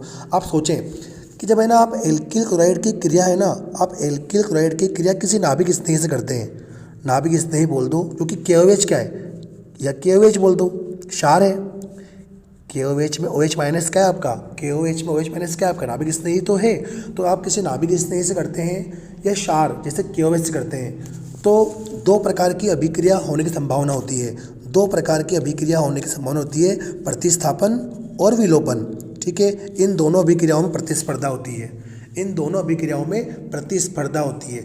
लेकिन अब आपको क्या बात याद रखनी है ना, कि जब है ना आपका जो विलायक है, आपका जो विलायक है, क्योंकि कोई भी अभिक्रिया कहाँ होती है, किसी विलायक की उपस्थिति में होती है। कोई भी अभिक्रिया, जैसे आपने कहा जलीय केओएच, जलीय केओएच विलायक कौन है, जल है। जलीय केओएच विलायक कौन है, जल है। और एल्कोहलिक केओएच विलायक कौन है, एल्कोहल है। इस बात को आपको याद रखना है। ठीक है। तो जलीय केओएच और एल्कोहलिक केओएच, आप जब एल्कोहलिक केओएच का प्रयोग करते हैं, आप एल्कोहलिक केओएच का प्रयोग करते हो, तो एल्कोहलिक केओएच जो होता है ना आपका, वो कम ध्रुवीय होता है, कम ध्रुवीय होता है। जबकि आप जलीय केओएच का प्रयोग करते हो ना बच्चों, जलीय केओएच का प्रयोग करते हो ना, तो जल तो ध्रुवीय होता है ना, तो जलीय कैसा होता है, अधिक ध्रुवीय होता है। याद रखना, एल्कोहलिक केओएच कम ध्रुवीय होता है। तो कम ध्रुवीय विलायक क्या होते हैं ना बच्चों, कम ध्रुवीय विलायक जैसे कि एल्कोहलिक केओएच है ना, ये विलोपन अभिक्रिया, इनमें मुख्य अभिक्रिया क्या होती है, विलोपन अभिक्रिया। विलोपन अभिक्रिया देख करके ये क्या बनाते हैं, ये विलोपन अभिक्रिया देकर क्या बनाते हैं, एल्कीन बनाते हैं। ये विलोपन अभिक्रिया देकर क्या बनाते हैं, एल्कीन बनाते हैं। क्योंकि एल्कोहल कम ध्रुवीय होता है, एल्कोहल कम ध्रुवीय होता है। इस एल्कोहल के कम ध्रुवीय होने के कारण इस केओएच की या इस नाभिक स्नेही की सांद्रता कम हो जाती है। याद रखना बच्चों, जब विलायक कम ध्रुवीय हो, जब विलायक कम ध्रुवीय हो, जैसे एल्कोहलिक केओएच हमारा, तो फिर उस एल्कोहलिक केओएच के कारण, उस एल्कोहल के कारण, कम ध्रुवता के कारण जो नाभिक स्नेही है ना, उसकी सांद्रता कम हो जाती है, जिस कारण से वह मुख्य अभिक्रिया विलोपन वाली देता है, और विलोपन वाली अभिक्रिया देकर के मुख्य उत्पाद क्या बनाता है, एल्कीन बनाता है। ठीक है। जबकि जब आपका जलीय होता है विलायक जलीय होता है, तो जलीय में हम यूँ कहेंगे, जलीय विलायक क्या होता है, अपेक्षाकृत ध्रुवीय ज़्यादा होता है। और जब ध्रुवीय ज़्यादा होगा तो ये नाभिक स्नेही की केओएच की सांद्रता बढ़ा देगा, और नाभिक स्नेही की सांद्रता बढ़ा देगा, तो फिर बच्चों वो प्रतिस्थापन अभिक्रिया देगा, और मुख्य उत्पाद क्या बनेगा, एल्कोहल बनेगा। तो मेन जो फंडा है ना, वो आपको समझना किससे है, ध्रुवता से, कि एल्कोहलिक केओएच कम ध्रुवीय है, एल्कोहलिक केओएच कम ध्रुवीय है। उस एल्कोहल के कम ध्रुवता के कारण केओएच की सांद्रता या नाभिक स्नेही की सांद्रता कम हो जाती है, इसलिए वो विलोपन अभिक्रिया दे करके एल्कीन बनाता है। ठीक है। जबकि जो आपका जलीय केओएच है, उसमें विलायक आपका जल है, तो फिर वो ध्रुवीय ज़्यादा है, और जब जल की ध्रुवता ज़्यादा है, तो फिर नाभिक स्नेही की सांद्रता क्या होती है, बढ़ जाती है। ऐसा होने से आपका उत्पाद क्या बनता है, प्रतिस्थापन अभिक्रिया के द्वारा एल्कोहल बनता है। ठीक है। इस प्रकार से आपको लगभग 7-8 लाइनों में इसका आंसर लिखना पड़ेगा बच्चों, समझाना पड़ेगा आपको इसको। ठीक है। आपको कोई रिएक्शन लिखनी नहीं है इसके अंदर। स वाला प्रश्न आपका, निम्नलिखित हैलोजन व्युत्पन्नों को नाभिक स्नेही प्रतिस्थापन अभिक्रिया की बढ़ती क्रियाशीलता के क्रम में व्यवस्थित कीजिए। बच्चों बिल्कुल सीधा है। सबसे पहली बात तो इसमें आपको दिख रहा होगा ये वाला क्लोरोबेंजीन। अभी मैंने बताया क्लोरोबेंजीन नाभिक स्नेही, हेलोबेंजीन नाभिक स्नेही प्रतिस्थापन अभिक्रियाएं सबसे कम देते हैं। तो क्यों? क्योंकि Cl और बेंजीन के कार्बन के बीच डबल बंध बन जाता है, तो ये तो देते ही नहीं है, बहुत कम देते हैं। सबसे कम तो किसकी हो गई? क्लोरोबेंजीन की। अब दो बच जाती है, एल्किल क्लोराइड और बेंजील क्लोराइड। तो बच्चों बेंजील क्लोराइड की मैक्सिमम होगी, बेंजील क्लोराइड की क्या होगी? मैक्सिमम होगी। कारण है कि बेंजील क्लोराइड में अनुनाद होगा, बेंजील क्लोराइड में क्या होगा? अनुनाद होगा, है ना। अगर ये Cl निकलेगा यहाँ से तो कार्बन पे प्लस का चिन्ह आएगा, मतलब कि बेंजील कार्बोकेटायन बनेगा, और बेंजील कार्बोकेटायन क्या करेगा? अनुनाद के द्वारा स्थायित्व प्राप्त कर लेता है। तो मैक्सिमम कौन होगा? ये वाला होगा, बेंजील वाला। तो बचा कौन? Alkyl chloride. वो कहाँ आएगा? इन दोनों के बीच में आएगा, वो इन दोनों के बीच में आएगा। आपको क्रियाशीलता का क्रम पूछा है, सबसे कम क्लोरोबेंजीन, उससे अधिक एल्किल क्लोराइड, सबसे अधिक बेंजील क्लोराइड। ओके बच्चों। और आपका लास्ट प्रश्न है क्लोरोफार्म के विरचन की प्रयोगशाला विधि। बच्चों है ही नहीं वर्तमान में हमारे सिलेबस में, हमारे सिलेबस में नहीं है बच्चों ये, ठीक है, हम नहीं करेंगे इसको। ओके, तो ये बच्चों आपका पेपर पूरा हुआ। उम्मीद है आप थोड़ा सा ध्यान लगा के सुनेंगे, समझेंगे और साथ साथ में इन प्रश्नों को सोल्व करते रहेंगे, तो निश्चित रूप से मुझे पूरी उम्मीद है कि निश्चित रूप से आपको आपके एग्ज़ाम में बहुत अच्छे नंबर लाने में सहायता मिलेगी इन पेपर की सहायता से। ठीक है, आप इनको तभी सोल्व करें जब आपने एक बार पूरा कोर्स कर लिया हो, आपने पूरा पढ़ लिया हो ना, तब इसको करें, ताकि आपको याद रहेगा कि हाँ ये हमने कहीं पढ़ा था। ठीक है बच्चों, तो अभी के लिए good bye, thank you for watching this video.